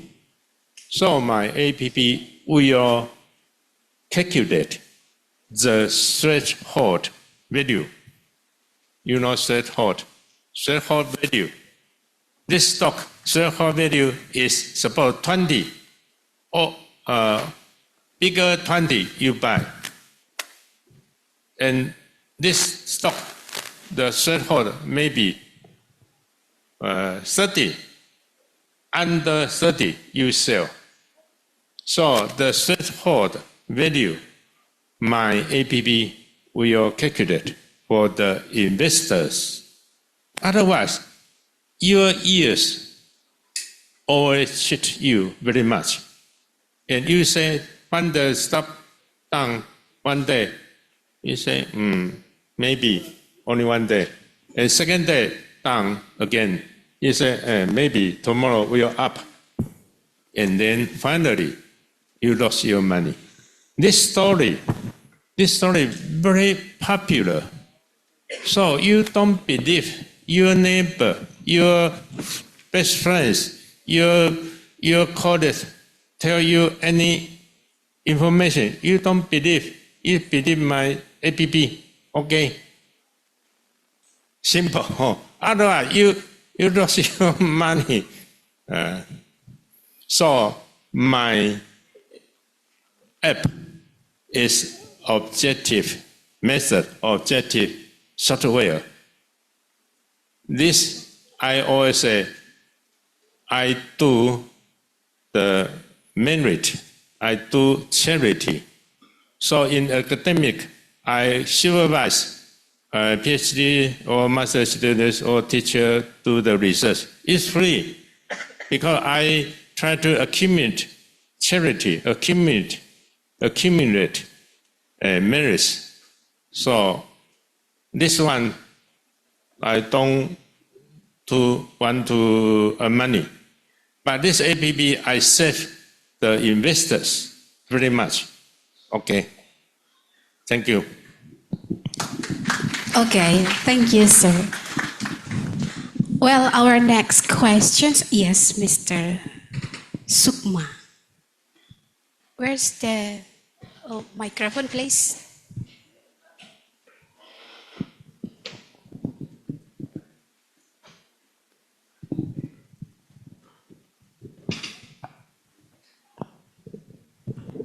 Okay, thank you. I appreciate your coming here and bringing up the fuzzy logic topic.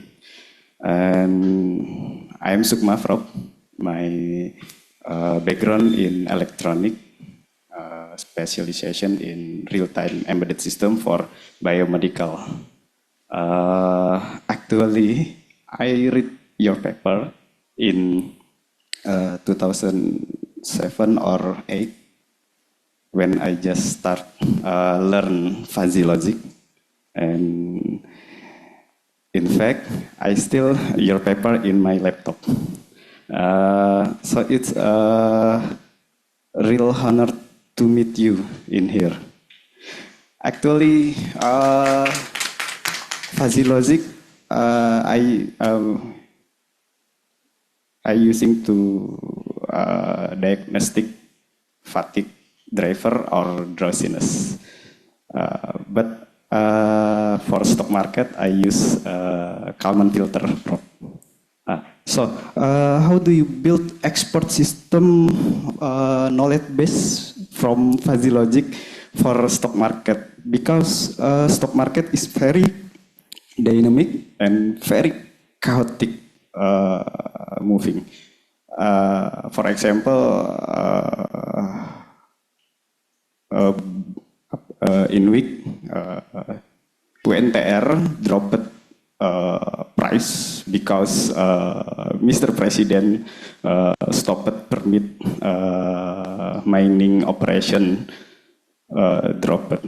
So how do you build a fuzzy logic and make created knowledge base and rule for dynamic and chaotic data?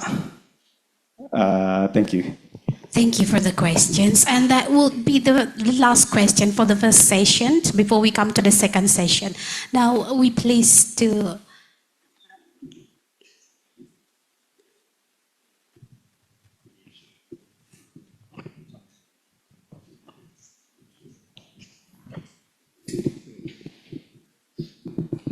Okay. My system doesn't have the prediction function, no. Besides you are the God, you are Allah, you can predict the future. So suppose in the market, somebody tell you, say, oh, my software can predict blah, blah, blah. Don't believe. Because the political event that is the accident, such as the earthquake, you cannot predict well. So my system doesn't have the predict function, no. So I emphasize follow the way strategy. Just follow the way up. You don't against the wave. The wave down, you don't against the wave. You follow the wave. The way up, you up. The way down, you down. You don't against, because people, investors, they against the way, they will go to hell, not go to paradise, right? Because the story told us this fact. So we don't against the wave. So I say follow the wave, don't against the wave. So I would like to hear some people ask me the academic research. So the right hand we do research, the left hand we do the technical analysis, right? So you cannot say, oh, Professor Wang always emphasize how to earn money. No. This hand, I emphasize research. This hand, okay, we do the investment. Right. Thank you. Well, thank you very much for your insightful presentation, sir. And then, ladies and gentlemen, this is our last time for this session. And once again, please join me in giving Professor Dr. Tian Chin Wang a round of applause. May I kindly invite you to take your seat, sir. Thank you for your kindness.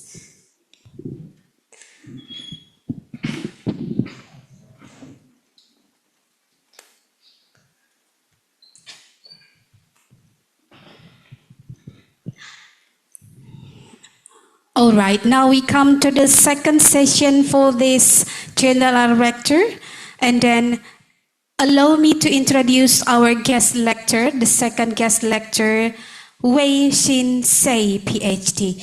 My sincere apologies if I have mispronounced your name, sir. Okay, thank you.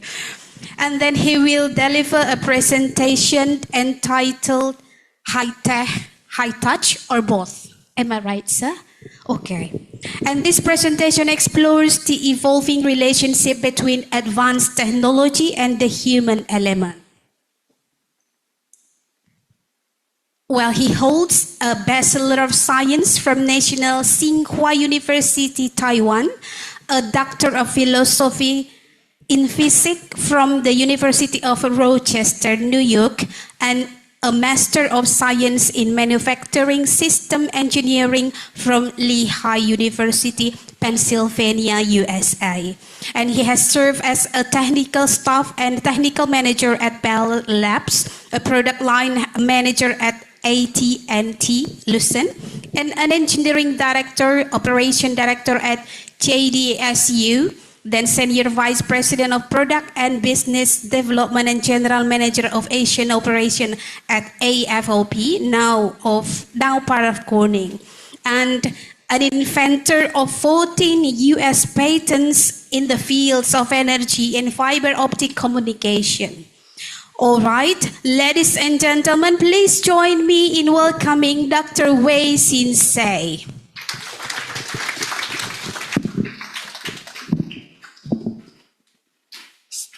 Selamat pagi. Or is that already siang? 10:30 is probably siang, huh? Okay. I'm so happy to be here. It's very difficult to follow an internationally known scholar like Professor Wang. It's very difficult to follow his talk. Yeah. But now I can kind of complement his talk by presenting something on the other side. Okay. Professor taught us about how to be excellent in research and teaching, right, in academia. And also, as he reminded us, using his tools, you can gain money. You can be prosperous. That's very good. Excellent. Let's give another applause, right? Academic excellence and then also wealth. Yeah, that's very difficult to beat, right? Now, I'm going to tell you how to use the money you gain from following his method in helping others. Okay? So, that's a good balance, right? You heard a very technical talk, and that's, as you just heard, that was my prior life. I was in the fiber optic fields and so on and so forth, 14 US patents and whatnot. But now, so that's like the high-tech field. Now I'm in the high-touch field because we care for and also build up migrant workers, foreign students, and also immigrant spouses. So That's a good balance too. As high tech versus high touch. Now, give you an example of the high tech, like fiber optic field that I'm quite familiar with, and I heard that there were some engineering and professors here, faculty members here. So for example, that is undersea fiber optic networks, and that was my first job, starting as a fresh PhD engineer. We laid the foundation for fiber optic networks around the world. You can see the whole world is connected by high capacity fiber optic cables.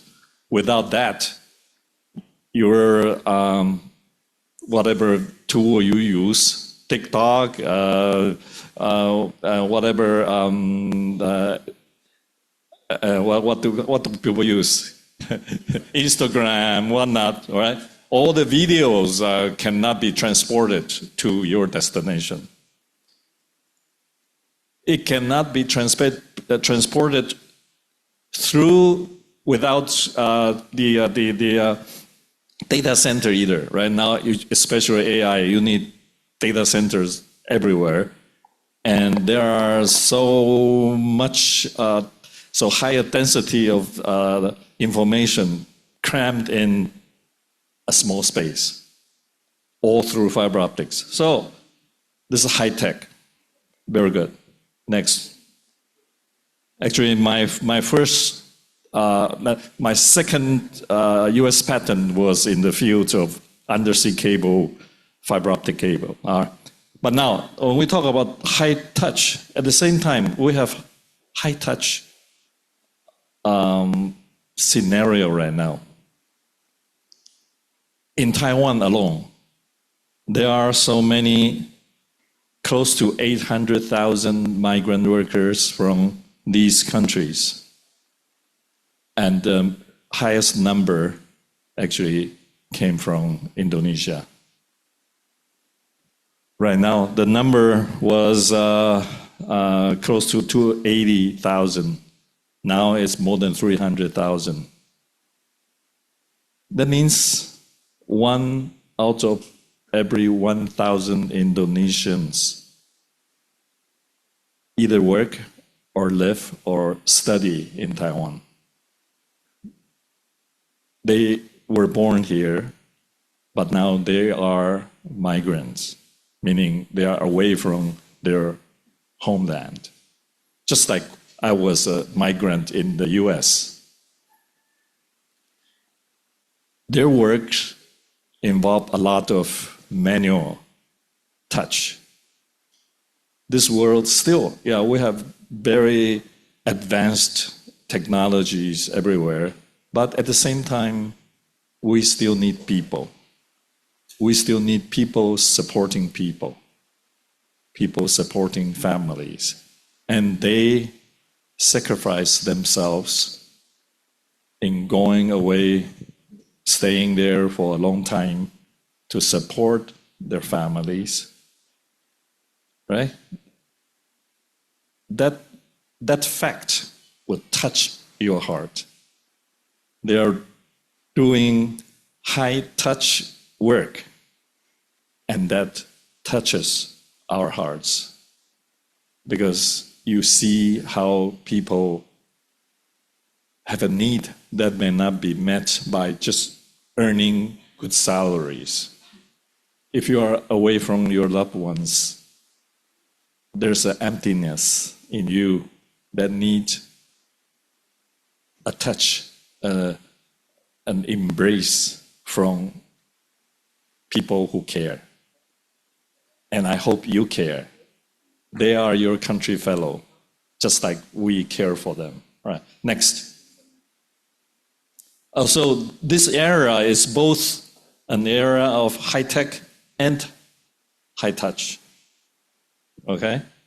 So, essentially, Professor Wang talked about the high tech part, very technical.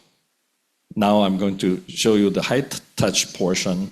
And to be successful in this era, I believe you need to be smart enough in using high tech. That's without saying. We all know you are using high tech products right now. And you communicate through high tech.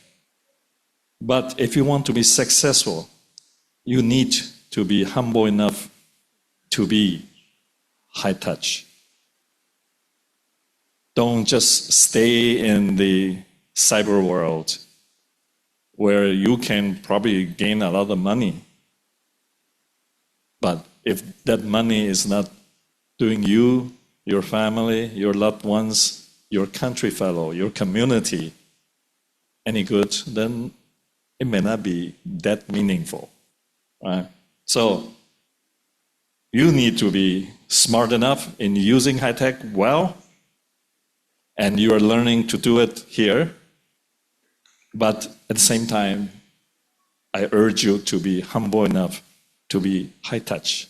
Think about what you are doing right now, how it can touch people in a positive way. Okay. So quickly go through what we have been doing. All right. We were doing care and services of Indonesian migrant workers and students, and that's how we came up with this name of Kaohsiung Friends of Indonesia, KFI. We serve migrant workers. Of the about 300,000 Indonesian migrant workers, about 2/3 of them are female caregivers. They serve highly incapacitated elderly people. So they rarely have days off. So we can only reach them in parks. So we care for caregivers. Right? We accompany them. Care for fishermen. All right? This is another high-touch area. You know, they are living very dangerously. Help the helpless, those due to sickness, due to breaking the law. So they were in detention centers. We try to upgrade them. We feel for them that maybe due to incomplete formal education, due to the lack of opportunities in their home villages, they had to go abroad to serve, to earn about 3 to 5 times wage. So we try to upgrade them by teaching them all kinds of skills so that maybe they can cut short their stay overseas and be reunited with their loved ones faster. Later on, we set up a learning center. It's a little bit like your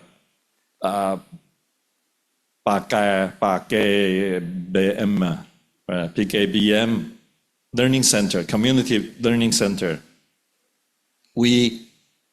Before the pandemic, we started doing the online teaching already because they don't have days off. They don't have any hours off except when their employer, the elderly Agong Ama, already go to bed. So 8 p.m. to 9 p.m., 1 hour, they can come online to learn something. They learn Chinese, they learn computers, so hopefully they can become white-collar workers. We teach them baking so they can start a small business, cosmetology, and we take them out for one-day trips and so on so that they can get refreshed and rejuvenated. We serve foreign students, even though they are in actually, some of them are in SMGA, right? They study and work 3 months alternately, okay? And then we have college students. You have Polytechnic students.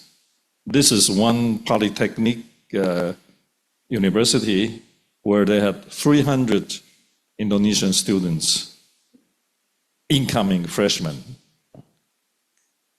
So they have no Mandarin capabilities. How do they study? We help them.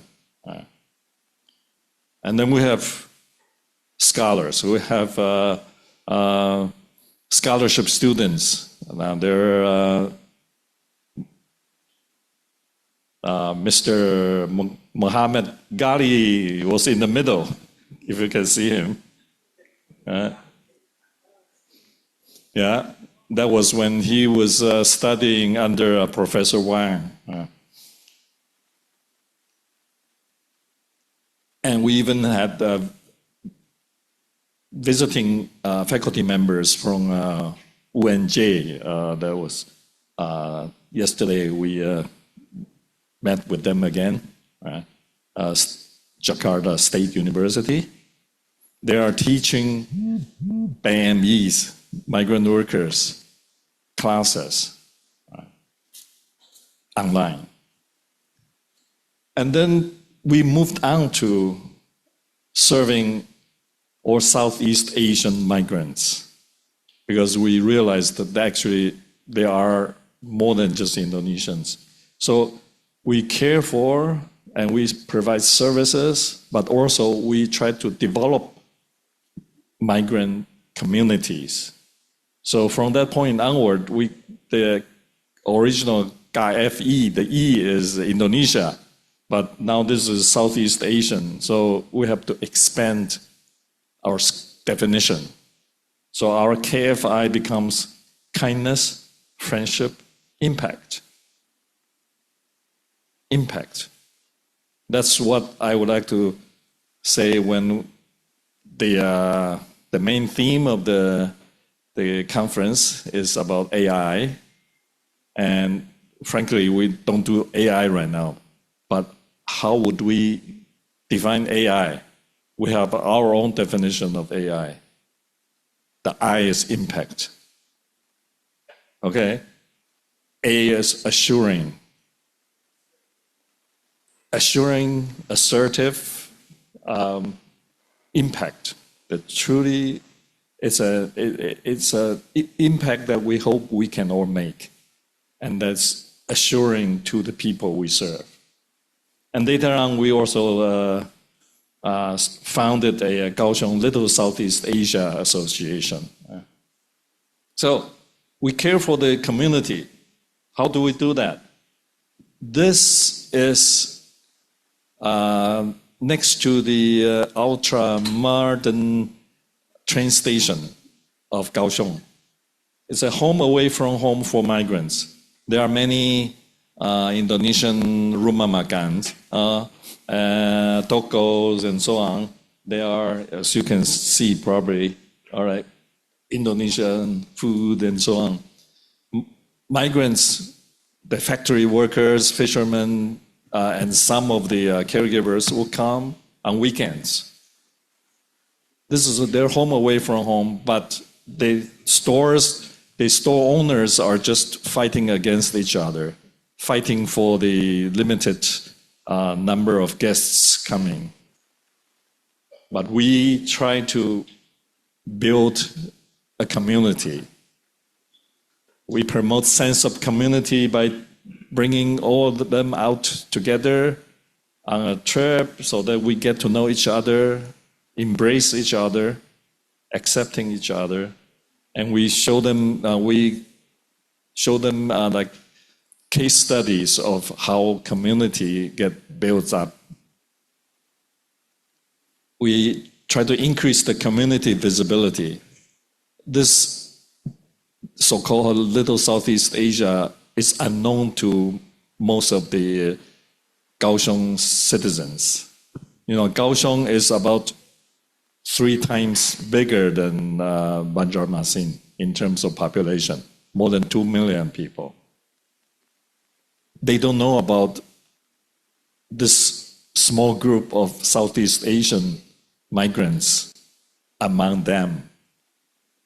So it's a pity, having each other really enrich each other. So we try to increase their community visibility by coming up with a map that is accepted by the government. So it's placed at the airport and high-speed rail stations and so on. Right? And every year we hold a community festival where thousands of Taiwanese will come to interact with Southeast Asian migrants. Students from Indonesia, Vietnam, they would hold booths. They sell food. So when Taiwanese people come, they can do conversation. We have provided interaction opportunities for people to get to know each other instead of living in their own comfort zones. You know, the Indonesian students still live in their own comfort zone. Probably Mr. Gali can attest to that. That's human nature. We like to gather together, speaking our mother tongues. But people outside, the local people, would look at you and say, who are they? They are foreigners. They are outsiders. But actually, they are part of our society now. So if we get opportunities to just meet each other and have fun together, people will get to know, yeah, actually, we're not that different. We have more commonalities than differences. So that's very high touch. Right? And then we bring in universities, including Professor Wang's university, a national university, to help upgrading the stores in their business models, in their images, and so on. In terms of images, and we help the human development, because human resources really is the most important thing. The second generation of the migrant families, they are straddled between 2 cultures, parents' culture and the new society they are in. They are learning Mandarins. They speak Mandarins better than their parents, like in the case of Gadi's 2 sons. So they're like, very soon they are going to be a little bit confused if they live in Taiwan longer. We just try to develop the community, and we bring in, as I mentioned, we bring in so many universities, University of Science and Technologies, to help in upgrading the environment, the images, the values, the processes, and the human care, and just increasing interactions and the benefits to migrant workers and their second generation. This is wonderful, beautiful menus provided, designed by National Kaohsiung University, Professor Wang's university. These are experts in the industrial design department, faculty and students, helping the migrant store owners who had no formal education. They didn't know how to do this kind of things. They didn't have the resources to do it. The universities came in to help. Or Taiwanese coming in to help, right? And universities spend money in prettying up the environment, right? Public art. So we call it, this is a place migrants feel like home, and also locals experience the world. So it benefits both.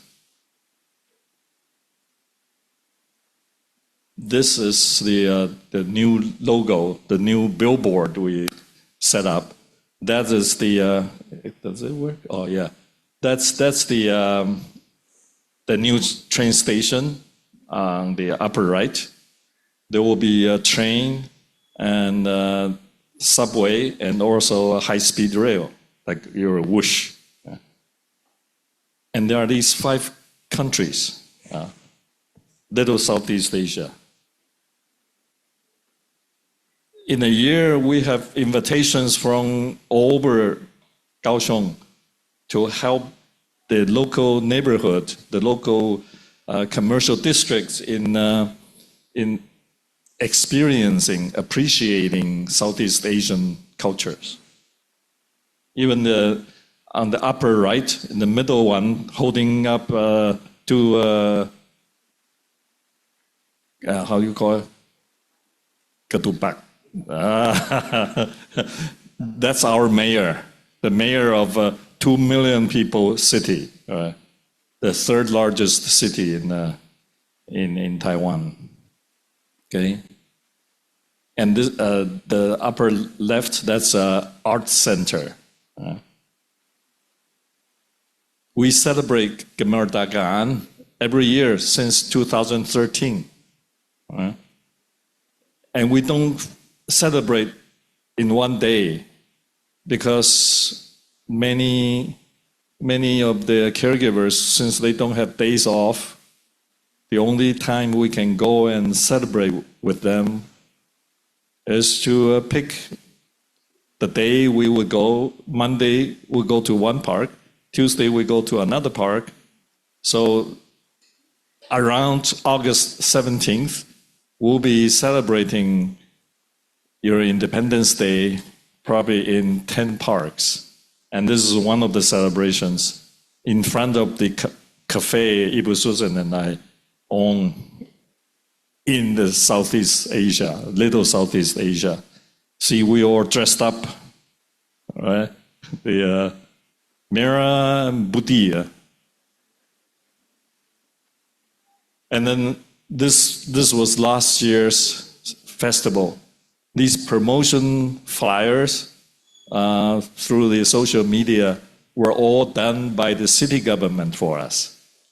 Can you imagine that? A 2 million people city government came out and did the design for us, did the promotion for us, to invite Taiwanese to come and appreciate your culture.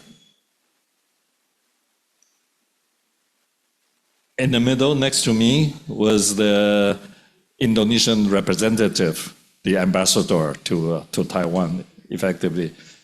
Next to him is the Filipino director, and next to him is the Thai director. Next, my other side was the director from the city government. And we have the Foreign Affairs Ministry representative also. This is a great recognition of the presence of people from Southeast Asia in our city. And that comes with that recognition is the willingness to get to know each other more. And that's what we would like to do. Tear down the barriers. The barriers may be real or just imaginary. We tend to shy away from crossing the barrier into a group of different people. And I will encourage you, when you have the opportunity, to do cross-cultural experience. Okay, this actually, can we run this? 1 minute. Let me see.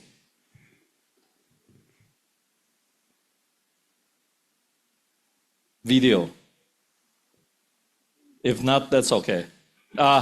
Okay, this is my conclusion. I think I would like to close. This has been a long morning. AI allows you to be better in using high tech, I'm sure. You are using it every day, right? Okay. Please try to use your capabilities, so earned, in a high-touch way. Okay? Don't just use the high-tech, whatever you gain in the high-tech area for yourself. So your success can be meaningful to more people than yourself. If you focus on yourself, yes, you'll be very successful, you'll be even rich, maybe, but you can make more impact, assuring impact, assertive impact. If you include high touch as part of your life journey. So you have high tech, high touch, both, please. Thank you. Thank you so much for your inspiring presentation, Dr. Can I call you Dr. Weishen Tsai. Tsai is... Weishen Tsai. You know, Tsai in Mandarin, Tsai sounds exactly the same as vegetable. I see. So all the Bamese we met in Kaohsiung, they all call me Pak Sayor. Okay, thank you, Dr. Tsai. So those are such inspiring care and services on how to be high-touch people.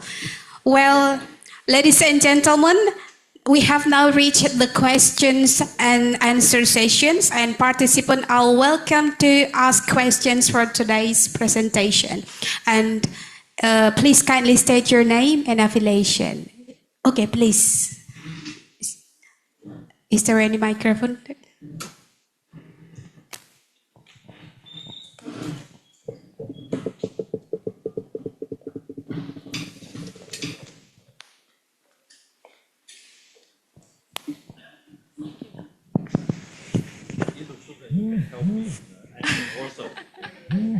Yes, of course. So, hello, Dr. Wei Xin Chai. My name is Rina. Your presentation is really touching. And first of all, I would like to, behalf of Indonesian people, let me say really a big thank you for your caring, for your loving, for our immigrants, Indonesian people in Taiwan. Thank you very much. I believe what you do, what you did, and you're doing until now from 2013, it's really give much impact for us to develop, to be better and better. According to today's agenda, my question is it possible for Politala to join your precious program, such as the Community Development Program, which is Politala have so many lecturers here with their own capabilities, their own competencies from another 10 study programs, and also in what ways we can contribute more our knowledge to others, especially for immigrants in Taiwan. That's all. Thank you very much. Thank you so much, Ms. Rina. Please kindly directly answer the question, sir. Actually, I think Ibu is the guy itching to answer. Yeah, actually, go ahead.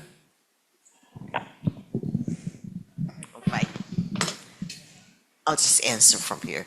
Thank you. I think this is a privilege for us to be here to just express our appreciation for your attention, because I think you heard it. It's from our heart to your heart. Yeah, this is what it is. It isn't any big project or any big endeavor, but it's a really high touch outreach for us. So what can you do? There's a lot of things you can do, because you are all professionals, and you have to realize that these, especially the women caregivers, many of them, most of them, were not able to receive complete education. It's not that they are lazy or they don't have the privilege of learning because you have compulsory education, but because of their family's need. They sacrifice themselves. We have PME who have only completed 1 year of education, elementary education, and then went overseas because the family needs financial help. And so for 14 years, she worked right there. It's hard for you to imagine unless you are away from home. And it's not just to make money for the family. I think what she has done, I believe that what she has done has contributed to the community. You know, for us, these PME are women. They're heroines. They are heroes in their families, raising up their children because of the difficult time. We started this service because we felt like being away from their family is very difficult. I don't know what the men thinks, but for the women, it's very difficult. They leave their children, or even if there's not children, it's one child or something, they leave their family, they leave their child, and they work 24/7. What they do is they send the money so that they can raise the children. And I think you can identify with that, regardless of how decisive it was for them that they want to go and improve their living here. They are lonely. We really didn't do much but to accompany them. So we're not any big thing. It's just that to accompany them, and that's what it is. High touch that they need. When you work so hard and you're so far away, that's what you need. What can you do? Well, there's a lot you can do. First of all, knowing people who are overseas or working, I think if we can somehow, perhaps through KFI or through Gali, we can get connected and let us know where they are. I mean, that's one thing. We could serve them. We could go and visit them. I want to cite an example. I want to share a story. We were in Camarajaya 2 years ago. That's near Karawang. Okay, and we were at an elementary school. When we were leaving the school, there was a little girl. She came and pulled my skirt, and she said, my mama works in Taiwan." Can you imagine that? That was so far away. And she's such a little girl. She said, "My mama works in Taiwan." We said, "Where?" We don't know. But that's how it is. So you are the privileged group. I don't even know if you look them into the eyes when you see these people who are less privileged, less fortunate than you are. Even right here, you don't have to go over. Treat them with this really high touch embracing. And what else you can do is through programs that we have, perhaps the lecturers, we do offer different classes. Gali is to be commended. As busy as he is, twice a month he would come to our cafe and he teaches digital marketing. To whom? To the caregivers. What for? They're caregivers. They're working so hard. He's preparing them so that when they come back, they can remain at home and be a business person and do business without having to leave their family again. There's a lot of things. Many times it's like it's ideal to go overseas to do something over there. I really want to encourage you to do it right here.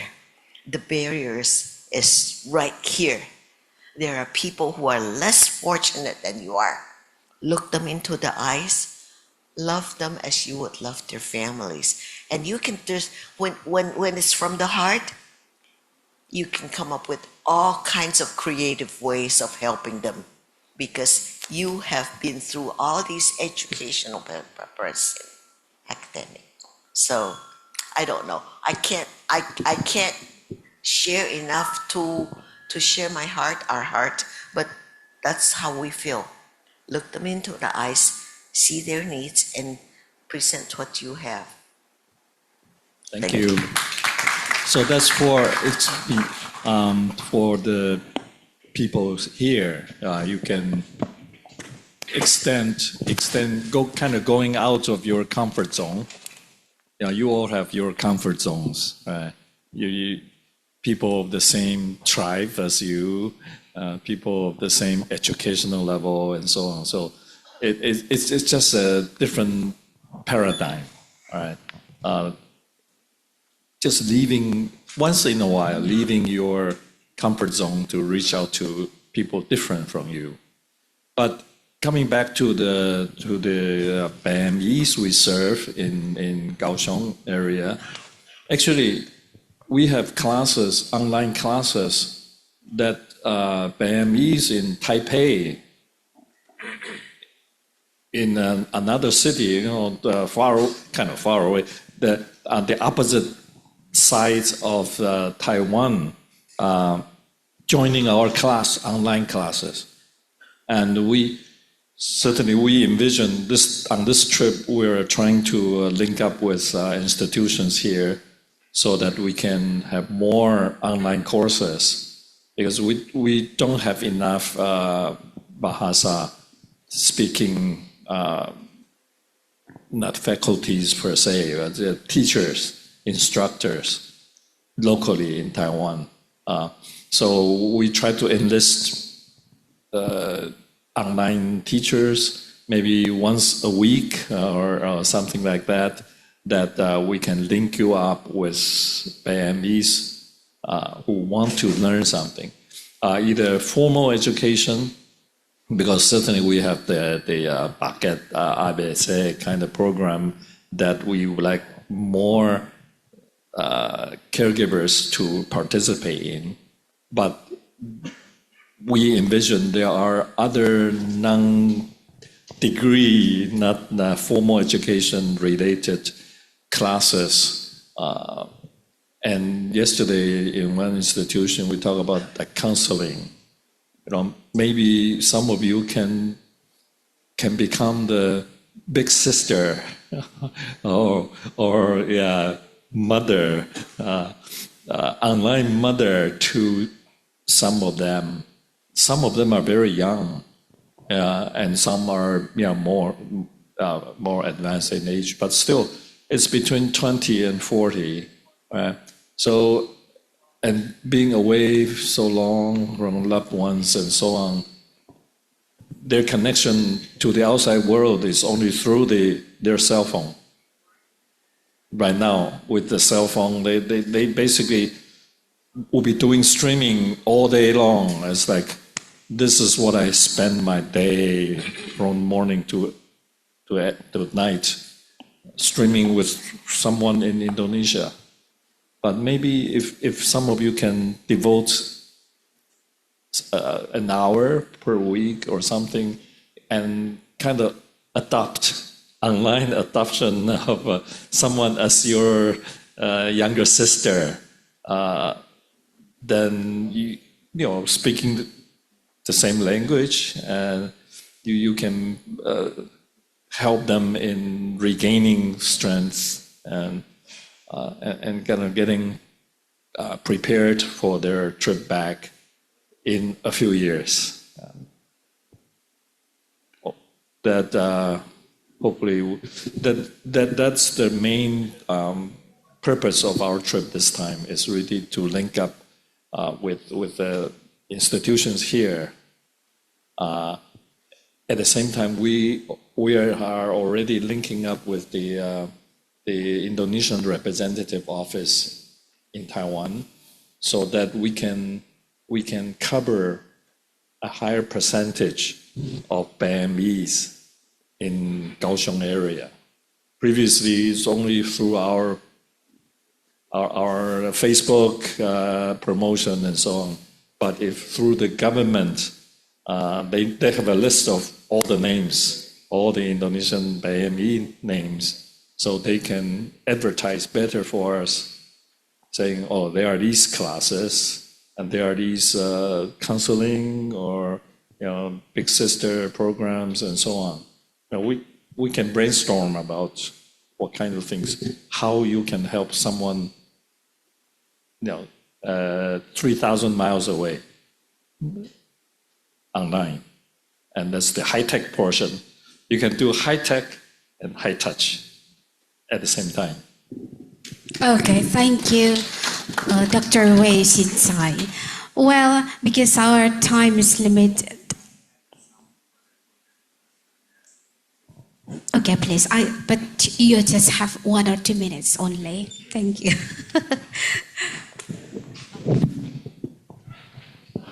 Terima kasih Bu Rina, sedikit menambahkan dari apa yang disampaikan Bu Susan dan Dr. Wei. Jadi untuk Politala, karena memang tadi kita sudah melaksanakan MOU dan lainnya, tentunya setelah ini kita akan ada implementasi kegiatan. Nanti semua dosen kita undang untuk berkegiatan. Dan kalau Bapak Ibu nanti membuat semacam kegiatan pelatihan online atau apapun itu nanti bisa dijadikan sebagai pengabdian masyarakat internasional, karena nanti yang menandatangani adalah Pak Direktur, kemudian diwakili juga oleh Kedutaan Indonesia. Jadi di sertifikat itu mereka dapat 2 tanda tangan. Dan setiap sertifikat yang dikeluarkan itu akan diakumulasi kreditnya. Jadi ketika mereka kuliah mereka kerjasama dengan UNJ, itu ada RPL-nya. Jadi mereka hanya kuliah sekitar 1 atau 2 tahun, mereka dapat S1. Kemudian kami kemarin juga ke UISI, itu kuliah online untuk Universitas Insan Cendekia Indonesia. Jadi setelah mereka kejar paket dapat ijazah, mereka juga kuliah. Sehingga ketika habis kontrak, mereka pulang dapat ijazah, bisa bekerja, ada modal. Dan itu yang mungkin sedang dilakukan oleh salah satu alumni kita juga. Kalau Bapak Ibu ingat mungkin yang lama, ada Mas Iswanto.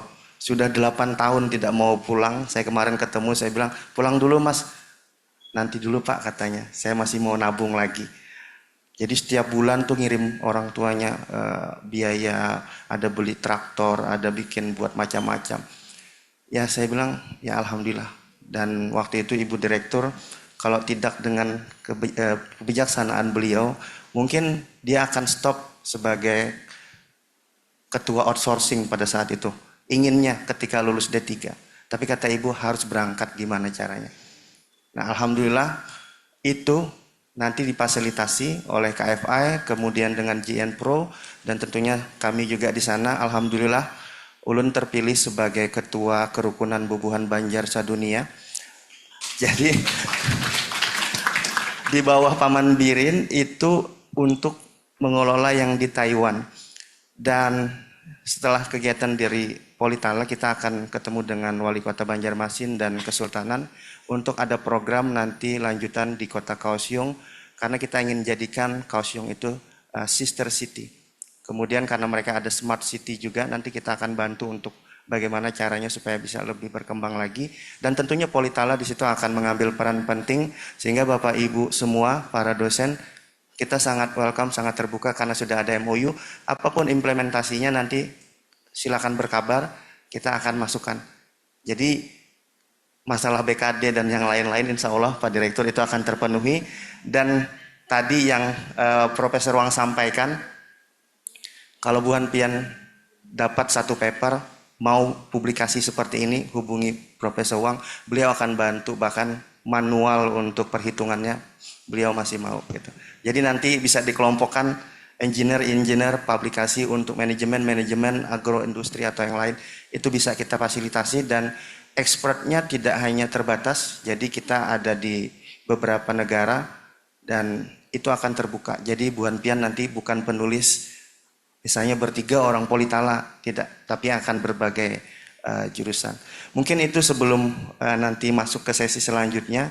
Dan terima kasih sekali lagi Pak Direktur, semuanya, para manajemen, dan ulun kembalikan ke Bu Mercy sebagai moderator. Terima kasih Pak Ali. Tepuk tangan dulu dong. Jadi kita sudah punya gambaran MOU ini implementasinya ke depan akan seperti apa.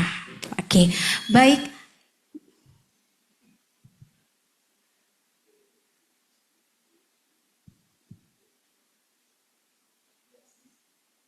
Okay, as we come to the end of this session, I would like to express our sincere gratitude to our distinguished guest lecturers from Taiwan for sharing their knowledge and valuable perspectives with us today. Okay, once again, ladies and gentlemen, please join me in giving Professor Dr. Tian Tin Wang and Dr. Wei Sin Sai a round big applause for them. On behalf, I'm Yelima Mercy Palingga. I officially close this session. We hope today's lecture has been beneficial and inspiring for all of us. Thank you very much. Have a pleasant day. Thank you very much, Dr. Wei Sinsei, and also Ms. Susan, ma'am, for the invaluable insights shared today. Our appreciation also goes to Ms. Yulima Mercy Palingga for excellently moderating the session. Now we would like to re-invite our director, Bapak Dr. Meldaya Nur, and also Professor Tian and Dr. Wei Xin to the stage. We would like to present the certificate and souvenir to our distinguished speaker.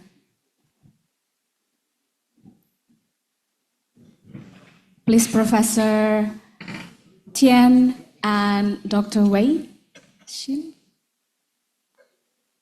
to come forward to the stage. There will be another token of appreciation from us, a certificate and also a souvenir.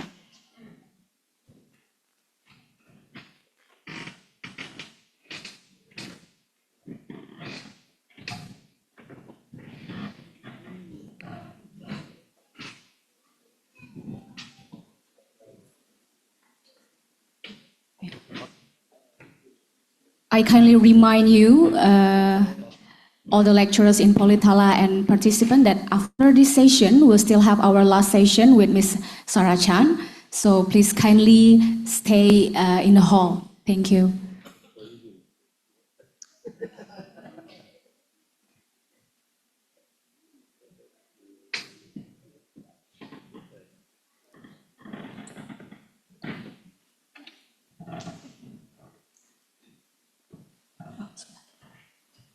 Ya, langsung.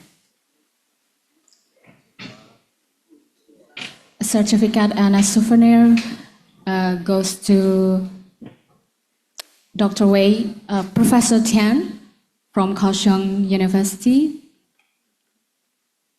which looks very stunning with his sasirangan today.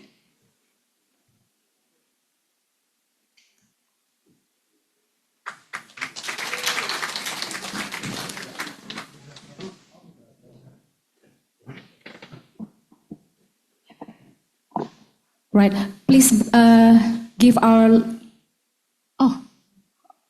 okay, please be seated, Professor Professor Tian and Dr. Wei, please kindly be seated. Thank you very much.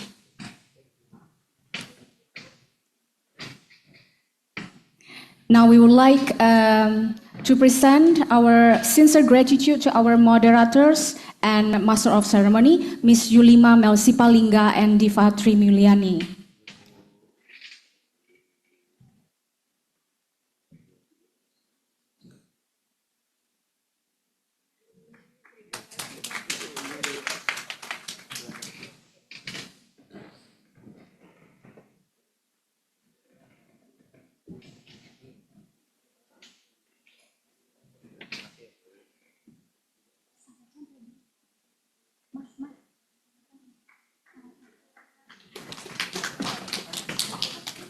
Okay, thank you very much, our director.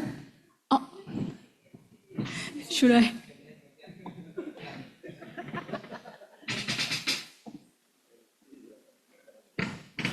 We would like also to have sincere gratitude to our master ceremony, Miss Lulu.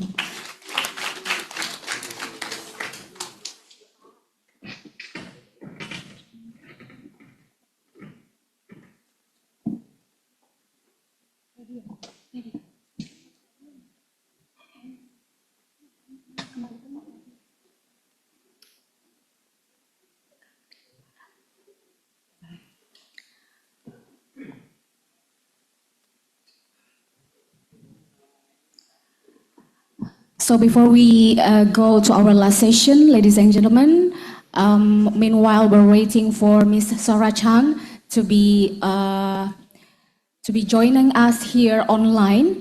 We will kindly invite Mr. Gali to give an opening speech maybe before Ms. Sarah Chan join us here.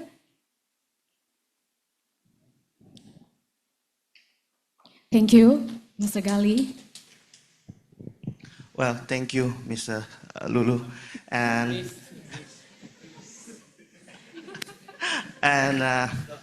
Yeah, before the next session from Ms. Sarah Chan or Anna, yeah, so she was my classmate. She took the GMBA, Global Management Business Administration, and yeah, she also ran several businesses in Thailand and around Europe. And then she is now also serves as a lecturer in DPU. Yeah, and she also part of the GN Pro with the Professor Wang. Ya, jadi setelah ini, insya Allah nanti kita akan mendengarkan bagaimana dia akan sharing tentang belajar dan mengajar, begitu. Karena kalau kita mengajar sekarang tuh rata-rata sudah student center learning, ya, dan kurikulumnya memang sangat menyesuaikan, apalagi dengan AI dan yang lain-lain, sehingga best practice-nya nanti yang akan kita coba gali dari Miss Caracan itu seperti apa, sehingga dia setiap bulan itu diberikan kesempatan oleh kampusnya sharing ke kampus-kampus lain. Dan seperti yang saya sampaikan tadi, sebenarnya dia ingin ke sini bertemu di tengah-tengah kita semua, tapi tiba-tiba harus mengurus visa untuk pergi ke Cina. Dan sebelumnya itu 3 minggu di Cina untuk berbagi sharing terkait mulai dari membuat materi, kemudian cara penyampaian, kemudian yang lain-lain. Dan yang selanjutnya ini di kampus yang sama diminta itu 10 minggu. Jadi benar-benar intensif.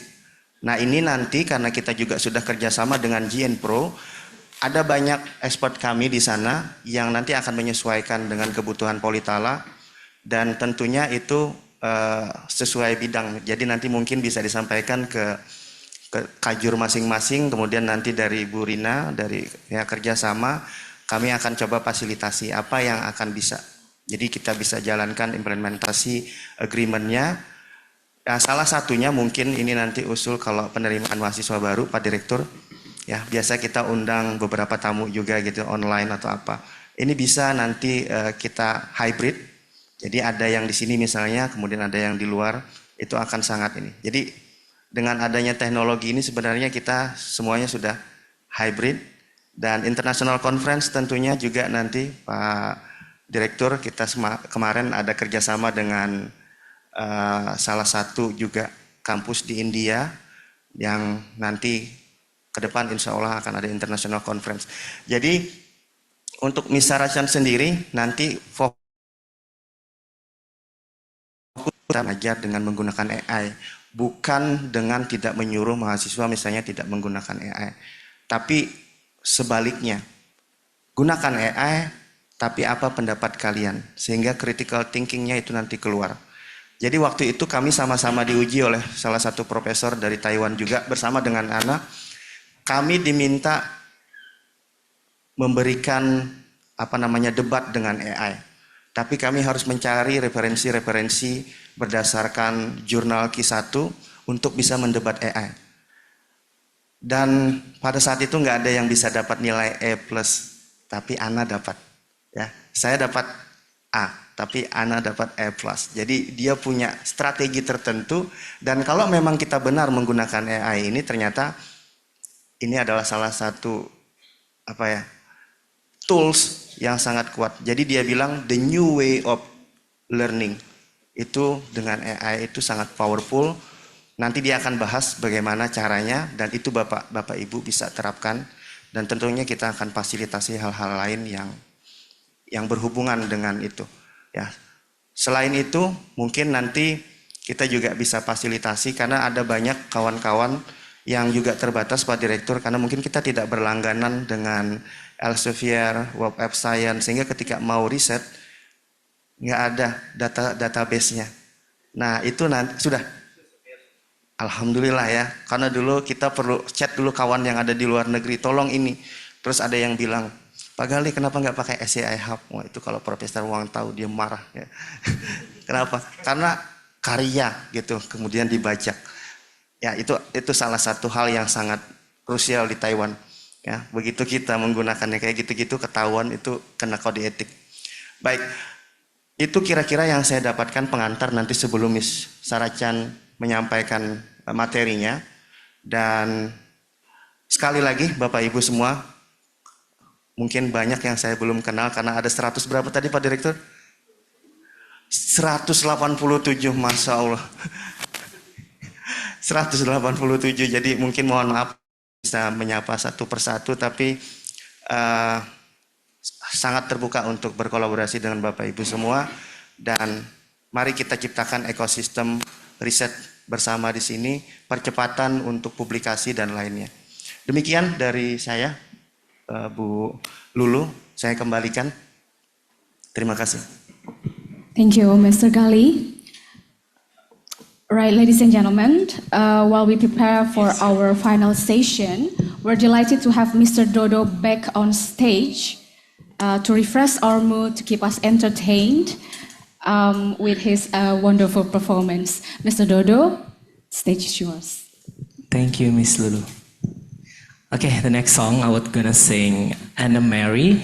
It's called 2002. I also all the participants here would know this song and sing together with me. Thank you.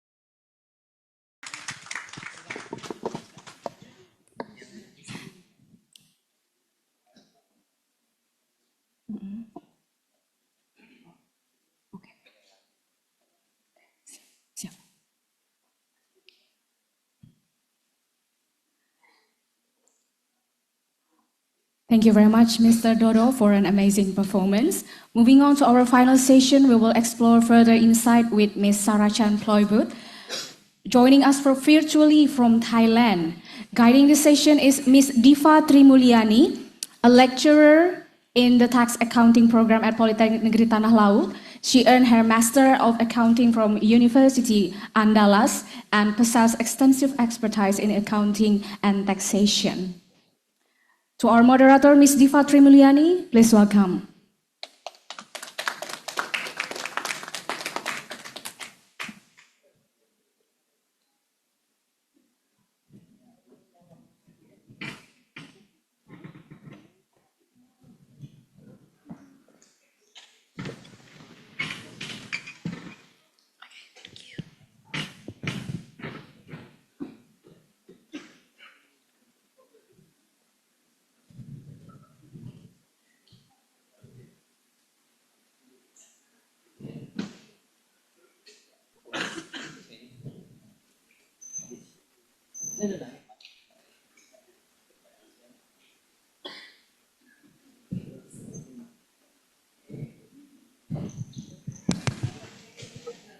Okay, MC, thank you for introducing me to all participants.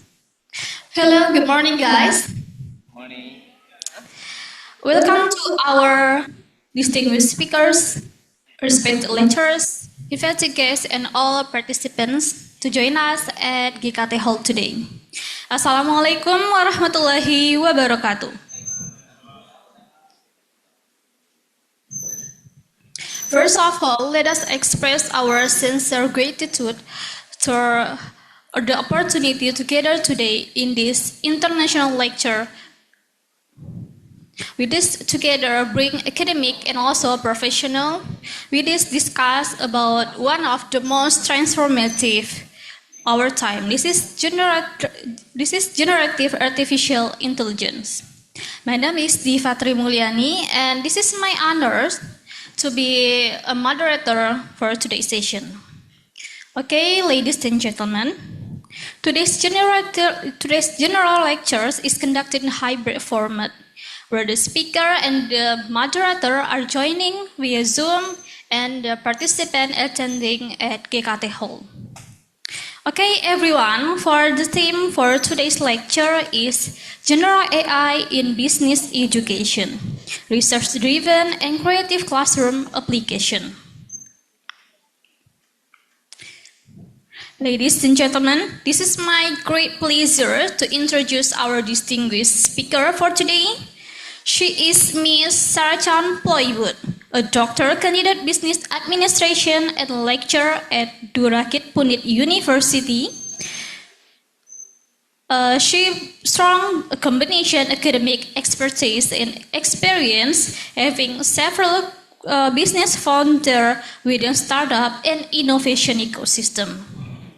So, without further ado, ladies and gentlemen, welcome to our speaker, Ms. Sarachan Ploybut.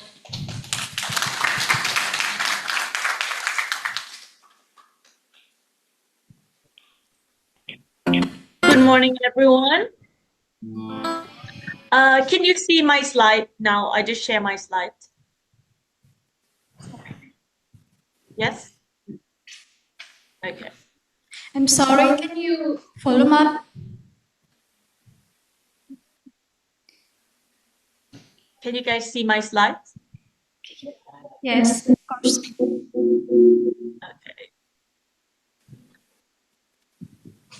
Okay, so good morning, everyone. It's my honor to be here and to share some of my knowledge to you guys. As I heard, like today, most of participants will be lecturers. So I think it will be very useful, and I hope you can adapt some of the experience on knowledge that I share today to your class, because it will be good for you and your class and for your students' outcome as well. Okay, so my name is Sarachan Ploybut. I come from Thailand, and I'm currently teaching at Durakit Pandit University in international program for international college in the international business program. So today I will share with you guys about the generative AI in business education, So research-driven and creative classroom application. So of course, like for me, besides just like interest about AI, I also try to see like how we can adapt like AI tools in our classroom, and still our students still can use their thinking, and like it's like also shows I like know how to use it and how to develop it, also like how to develop themselves using AI tools. Okay, so why we are talking about AI? So I think nowadays everybody use AI, right? Like even those like we tell our students not to use it in some classes, but they will use it anyway. Like no matter is in any ways, like for example, like maybe people use AI chatbots. Some people use like maybe AI to create some art, or like let's say maybe some music, some text message and anything, right? So like yeah, like a lot of people say like, okay, will AI replace us as human? Actually, according to the research I have read and also like I have done, AI won't replace human if we know how to manage it and how to use it. Of course, we need to have the skills. We need to be educated about how we can use it, right? So it's become the tools to support us to have like, more convenience life, and we can save the time to focus on other things as well. So education must adapt, not resist. So how can we teach students to think with AI, right? Not think less because of AI. From the research, they said like AI reduce, by using AI, reduce the student creativities and also critical thinking. But however, if you adapt it and redesign the structure of your classroom to still, let students explain and think about the ideas or anything, so students still can increase their critical thinking and creativities. So it's not actually like about AI, but it's about how we manage it in our classroom. So yeah, this is my research. So it's about management of AI chatbot in education. So as I don't want to run decisions based on opinions, so I want to talk about the research findings and also how I adapt to my class. And I will have example of my classroom letters, like of the student works. Okay. So this research is basically focused on how AI chatbot are used, benefit, challenges, and also like how we manage it in the classroom or in education. So how is AI commonly used in education? So normally we use it for like a personalized learning.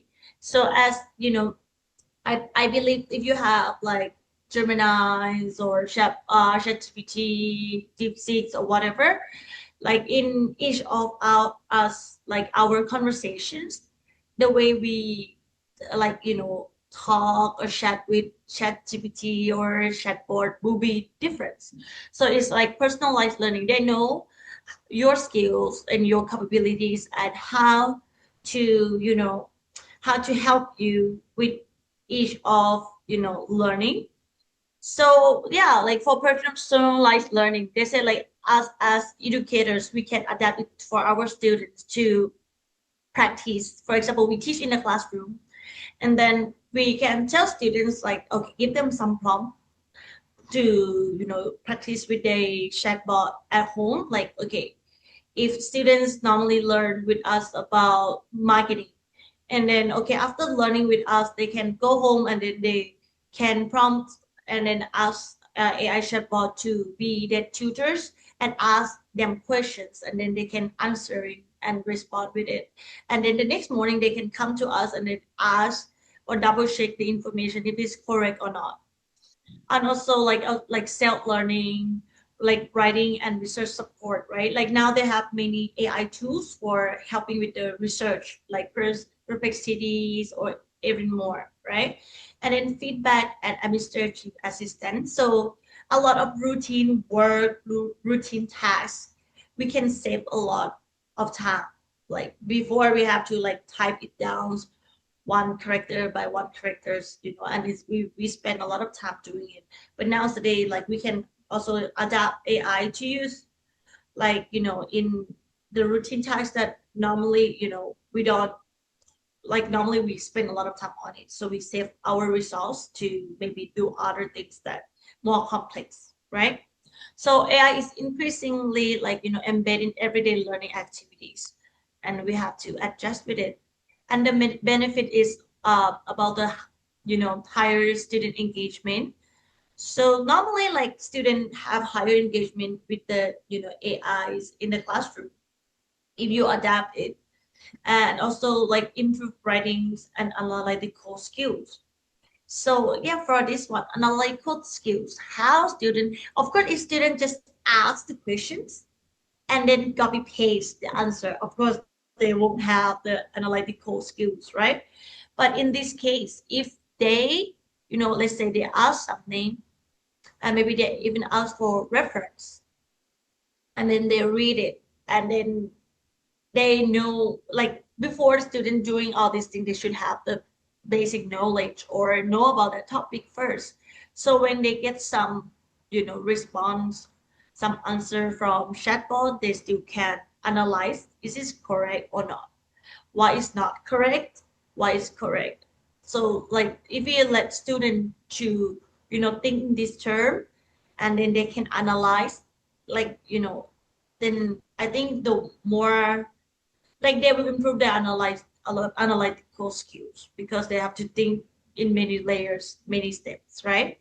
And also flexible anytime, anywhere learning. So it's 24/7 available. Like, so as we are educators, of course, maybe on the weekend we still respond, we still answer our students' messages, but we cannot answer them 24/7, right? We still have to sleep and do other things. But like, AI can, like, will react with them 24/7. So yeah, with this, like besides, like students spending time with us learning, we also can give them some homework or some tasks to go home and try something, try to do, try to do self-learning with the AI chatbot as well. So it's also increased learning confidence and autonomy. So I think like after we adapt our adapt AI in our classes, then students have to explain more, right? Explain more, have to present more, have to identify more. And with that, we also practice them, like, like speak by, like, how to say, like presentation skills. Okay, so they have to practice. They will practice a lot of presentation skill, discussions in the class, everything. And this, by doing it a lot, also can improve the self-confidence about public speaking, also like, presentation skill as well. And key challenges. So yeah, like, about the academics integrity's concerns, right? So we need to set the boundary, when to use it, when not to use it, what is right times and what's not right, right? Because let's say if the student use it during exam, even though we say, okay, this is not the time to use it, then they are using it in the wrong way, right? And also over dependence on AI output. I believe maybe this happened a lot with more like junior students, maybe first year students, high school students.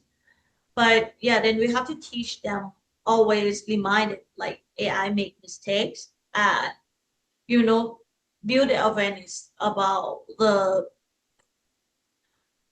errors or the limitations that AI can generate. So they always check and not overly rely on the AI output.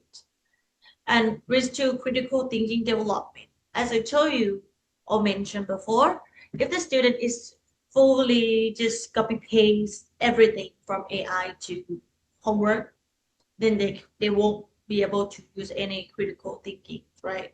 So yeah, this is also a key challenge, because like by letting them analyze many things it will be a lot more worse. And I believe a lot of students, they know what they're supposed to do and we teach them and we guide them. But sometimes when they, feel a little bit lazy, maybe they skip that part.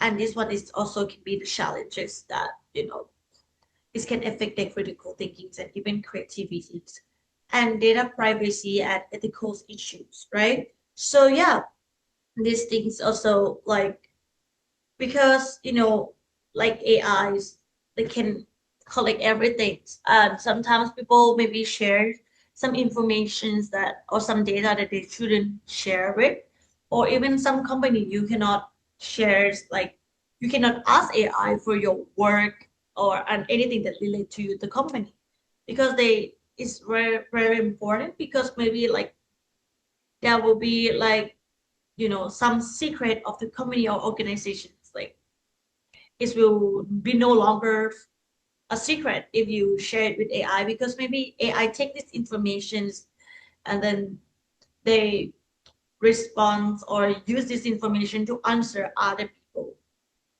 Okay. So yeah, the most important thing is about how we design and how we, like the infrastructures of our classroom. So basically, AI is not bad for education, but the insights guide the redesigns of the classroom activities. So if we design it right, we tell students what to do, how to use everything in details, it will be useful. It will be good for students in our classroom and even for us, because the student outcome or student work result will be a lot better that with like without using any AI tools, right? So yeah, from research to classroom practice. So I let the students use AI tools to in several classes. For example, like operation classes, business planning, marketing classes. So for the marketing classes, the students have to have their own ideas, what they want to do, okay?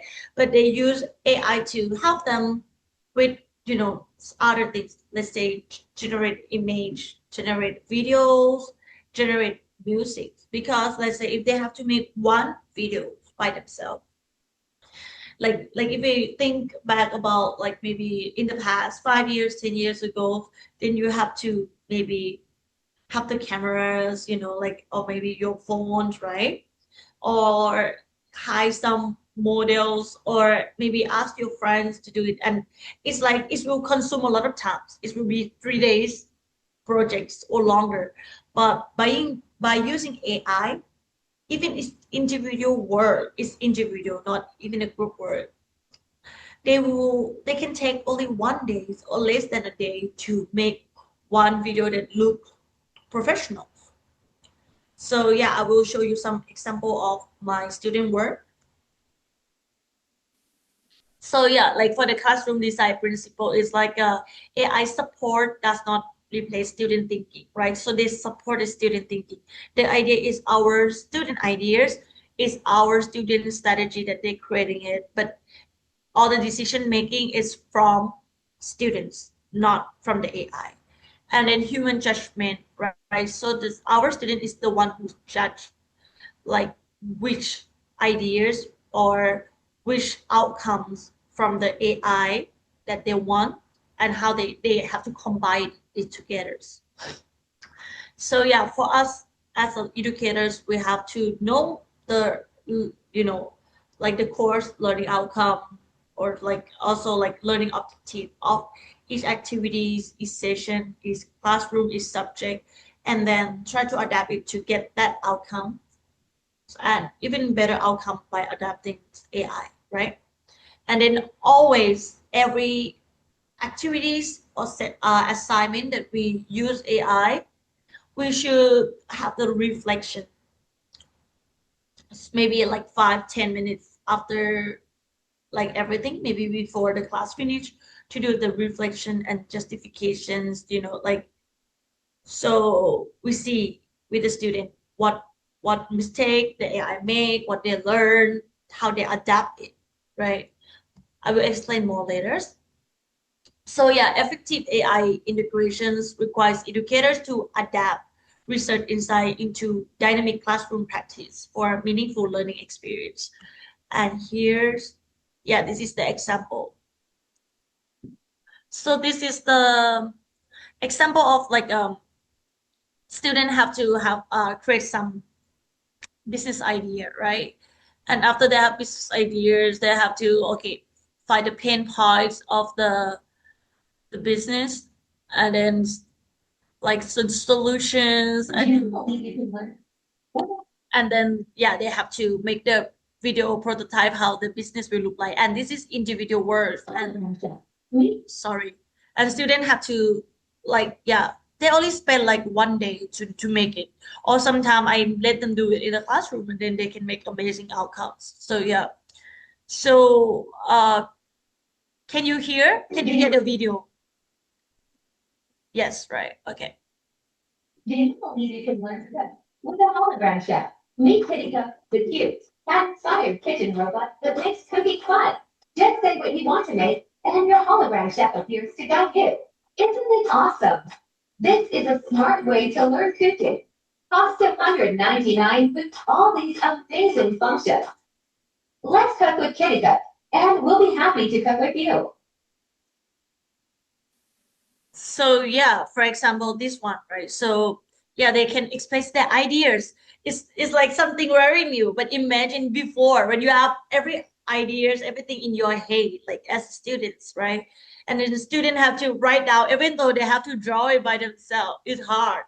But because now we have AI, so they can express their idea, their creativities in like as a real videos. And like when they explain, for example, sometimes my students come to me and they explain the ideas, and I what I understand is yeah, similar to this, but of course not as good as this. But when they can make videos, not only me can understand their business idea better, but their friends, their classmates also, right? And then this one also inspire their friends to to maybe try to use or explore more AI tools.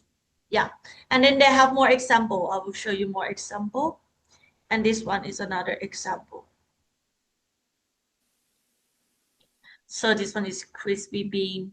All of this is individual work from student. So it's one, like in this subject I have around 50 students. So I love 50 ideas, 50 videos, and it was all pretty good. So yeah. Great, satisfying, healthy. Today we're talking about crispy bean French fries, a revolutionary snack that's changing the game. I love how they satisfy my cravings without guilt. Perfect for quick snacks, just grab and go. The crunch is addictive and they're packed with protein. Plant-based goodness that makes snacking enjoyable. Try crispy bean French fries today for a delicious, healthy snack. Grab yours now and feel the difference.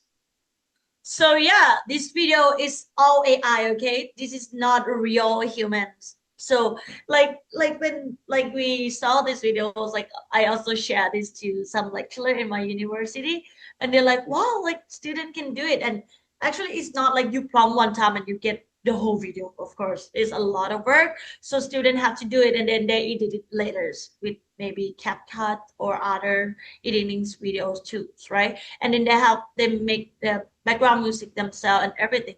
So all these things, and I asked my student, how long took you to make this one? And she said less than 3 hours. So yeah, like of course my students are not, they are business students, okay? They are not communication art students or some student that know well about production, how to make videos and anything.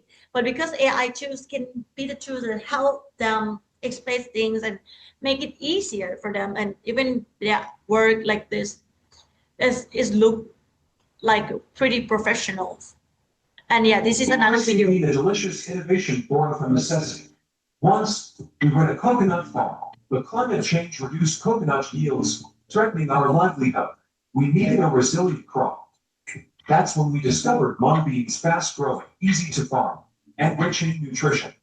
But there was a challenge: how to make mung beans tasty and fun to eat. Our answer: transform them into crispy, French fry-style snacks.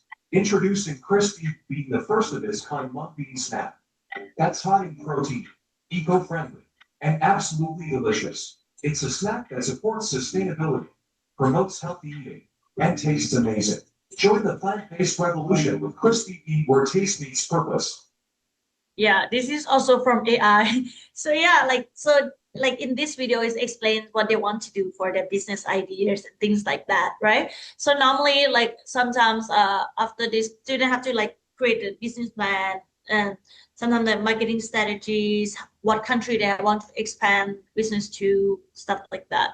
So I still have one more example. And this one, these students won the international startup competitions. What's the second prize for international competitions? So yeah, he used most of the times like AI to make all the prototype as well. Yeah, this the competitions that he won, and this is like some video prototype. Yeah. So it's like the applications for, it's like business card, and then people can use it's like tapping and then get all the information, something like that by SDN. Yeah. So yeah, this is some example of my students. Actually, they have a lot of good videos. It was so hard for me to just choose top threes like to show you guys today. But yeah, so every class I want students to explore different tools. I want students to share different AI tools that they're using, because different AI tools is giving different results as well, right? But always let them reflect like what they learn from each tools, each sessions. So what basically I will ask them like what AI help with. So they will say, oh, AI help me to create the videos, give me some footage, give me some music, some background music, some image.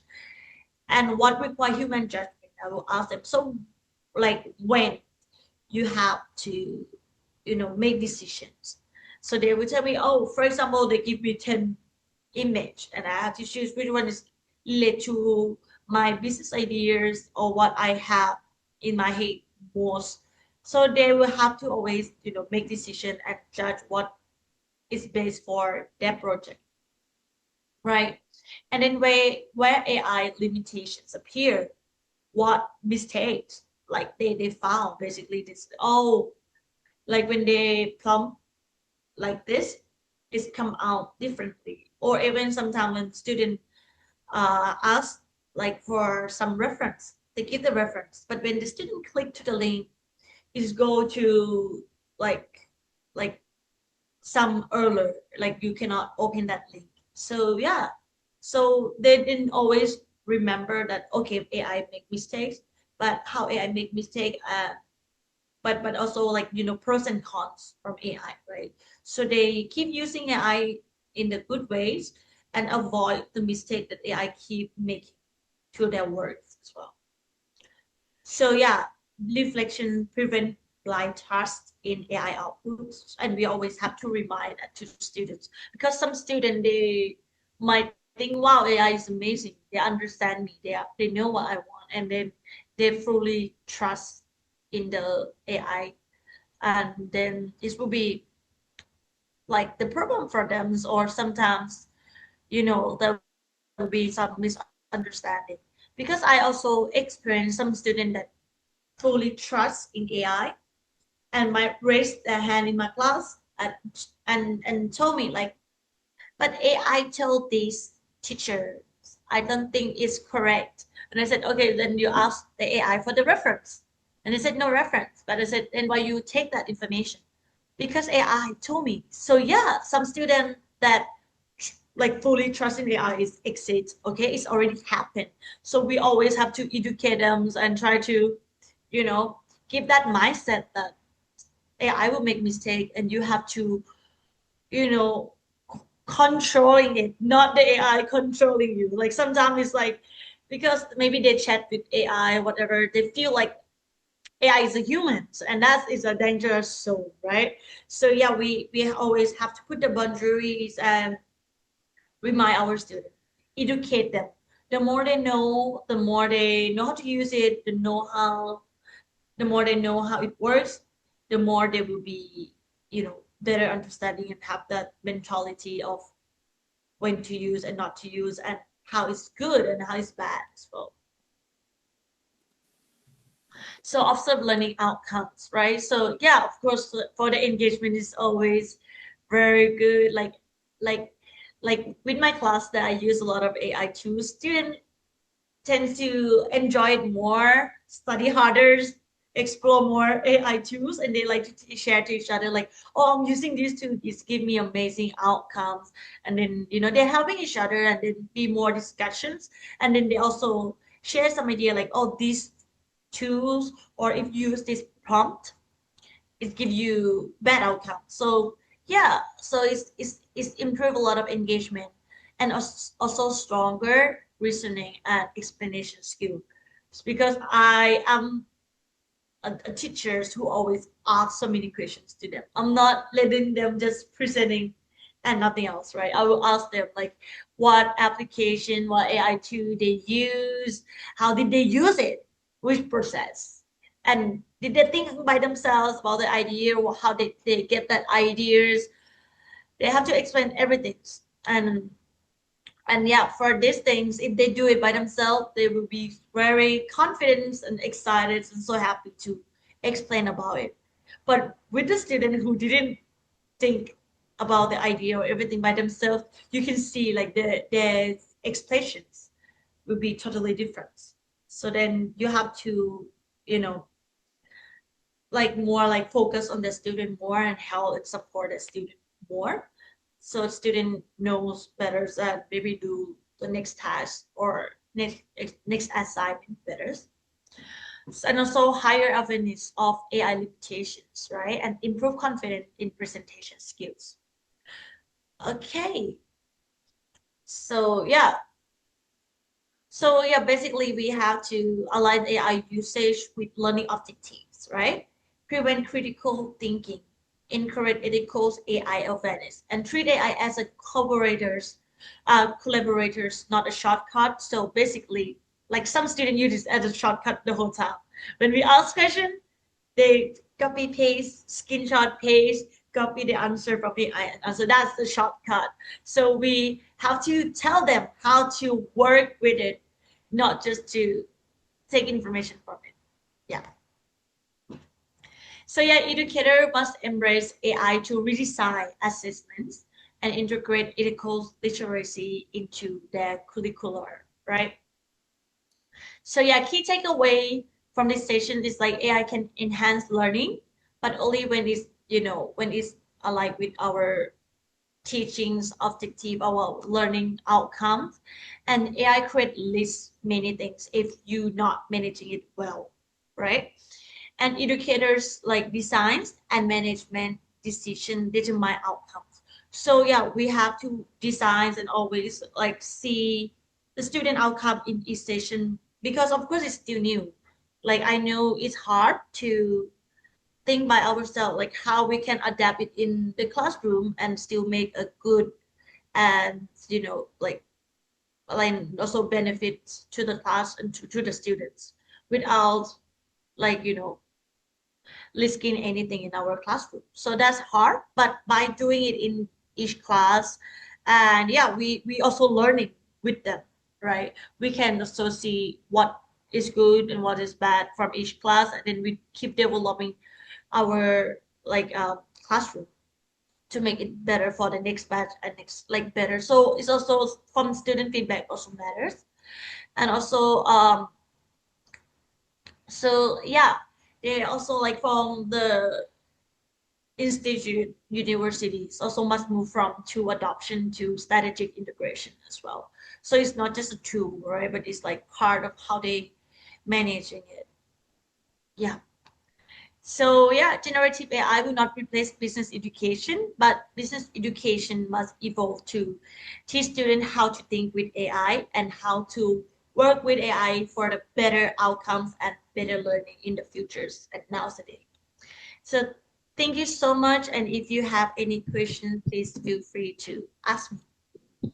Okay, thank you so much for the excellent presentation of Miss Anna. Okay, now we proceed to the question and answer session, and for our participant, if you have an answer, can you raise your hand, please? Let's go, Bapak Ibu, mungkin bisa di mix bahasa Indonesia dan juga bahasa Inggrisnya.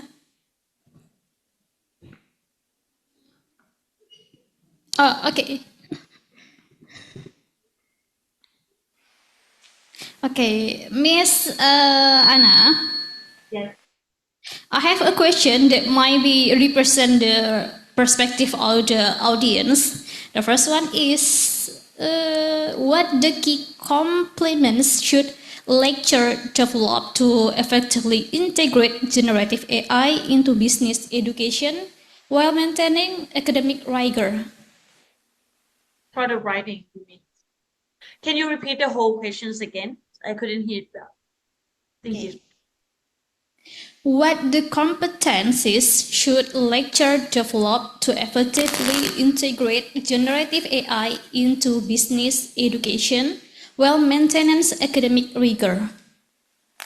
Oh, of course, but I think, as I mentioned before, everything should come from your ideas, right? Your thought. So, I mean, if you ask AI about everything, so let's say 10 people asking the same questions, so you get the same outcome. But if it's from your own ideas, I think this one will, will make it liquors, right? Because it's from your own thought. It's like, of course, it's not from any general information that AI will respond to you.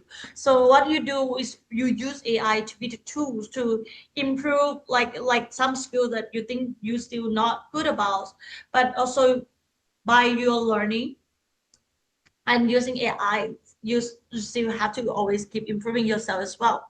So like what I suggest is to do, like, normally for everything you should do it yourself first, and then you see like what is like the mistakes or the part that you're missing, and then maybe you see like, okay, how you can adapt AI to that part to make your work become more professionals or better, but not fully AI, right? Not 100%.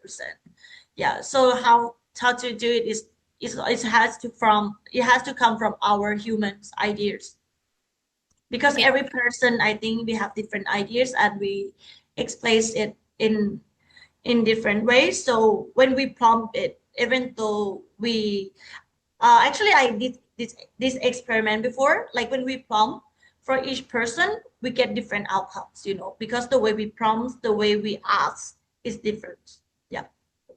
Yep, thank you, Miss Anna. I'm so agree. AI is collaborator, not a shortcut. Okay, everyone, do you have any question here?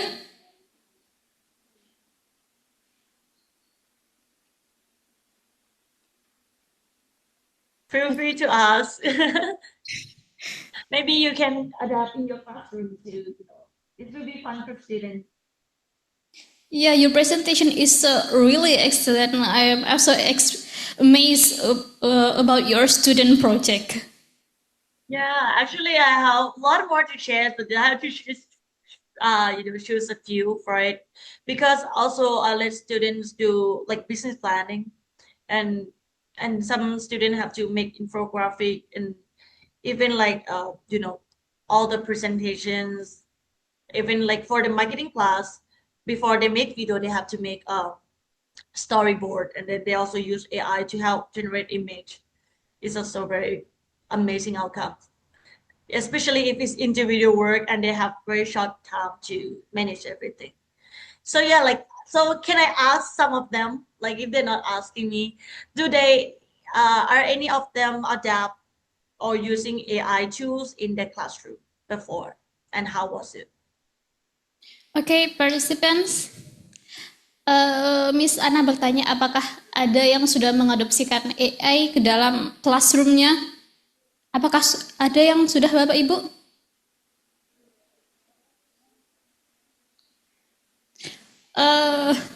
For the top AI in the classroom, mostly the lecturer here, not really a top AI in the classroom, but still have several lecturer adopt for the classroom. Can you repeat? I'm sorry. Almost lecture here, not yet adopting AI for the classroom, but maybe we can adopting like your explanation before. That's so amazing, and I think that's maybe enhancing our our student here. I think that's a good idea, and we have to implementation to the lecture all here. Yeah. So yeah, like normally how we supposed to start with this is like the educators, we must know how to use all the AI tools and how we can. So after we know how to use it, we know how we can adapt it to the classroom. So it's, and yeah, I think like nowadays all the students using it anyway, so it will be good. Okay, thank you so much, Miss Sana. Okay, ladies and gentlemen, before we finish our session today, allow me to briefly summarize some key of the Miss Sana presentation. The first one is education must practice thinking with AI, using technology as a support tools while maintaining human judgment as a central authority. And this is my favorite statement from Miss Anna. AI is collaborator, not a shortcut. So, can we give applause to Miss Anna again?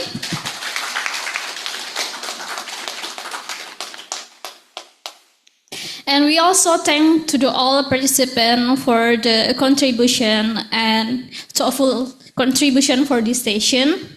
And we hope today's lectures can be inspire further discussion and also interdisciplinary collaboration and also innovation, and this is the important, implying AI within decision making, especially for our classroom.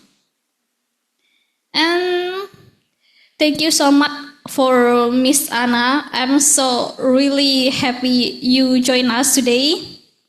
And thank you for the audience. Thank you for your attention. What I would like to hand session back to Miss Lulu for the next agenda.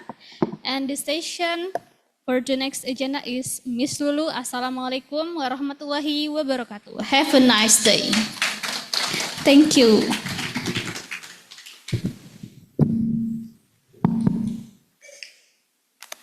Right, thank you very much, Ms. Sarah Chan, for your insightful presentation all the way from Thailand. And thank you, Ms. Diva, for excellently moderating our final session.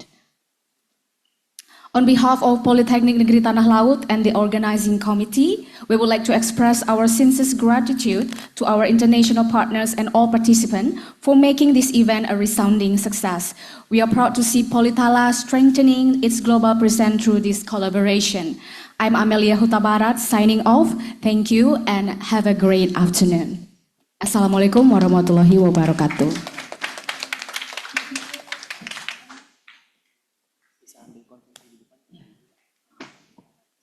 Oke, Bapak Ibu sekali lagi terima kasih untuk kehadiran Bapak Ibu semua. Silahkan Bapak Ibu bisa mengambil konsumsi yang sudah disediakan untuk acara kita hari ini di bagian registrasi. Terima kasih Bapak Ibu, selamat menikmati hari Sabtu yang luar biasa ini. Luar biasa.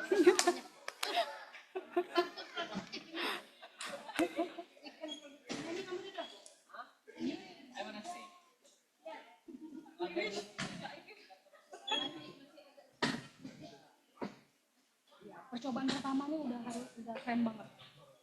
Tenang aja.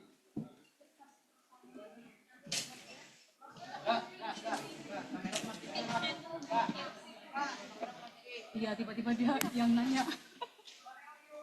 Gak apa-apa, itulah moderator harus spontan.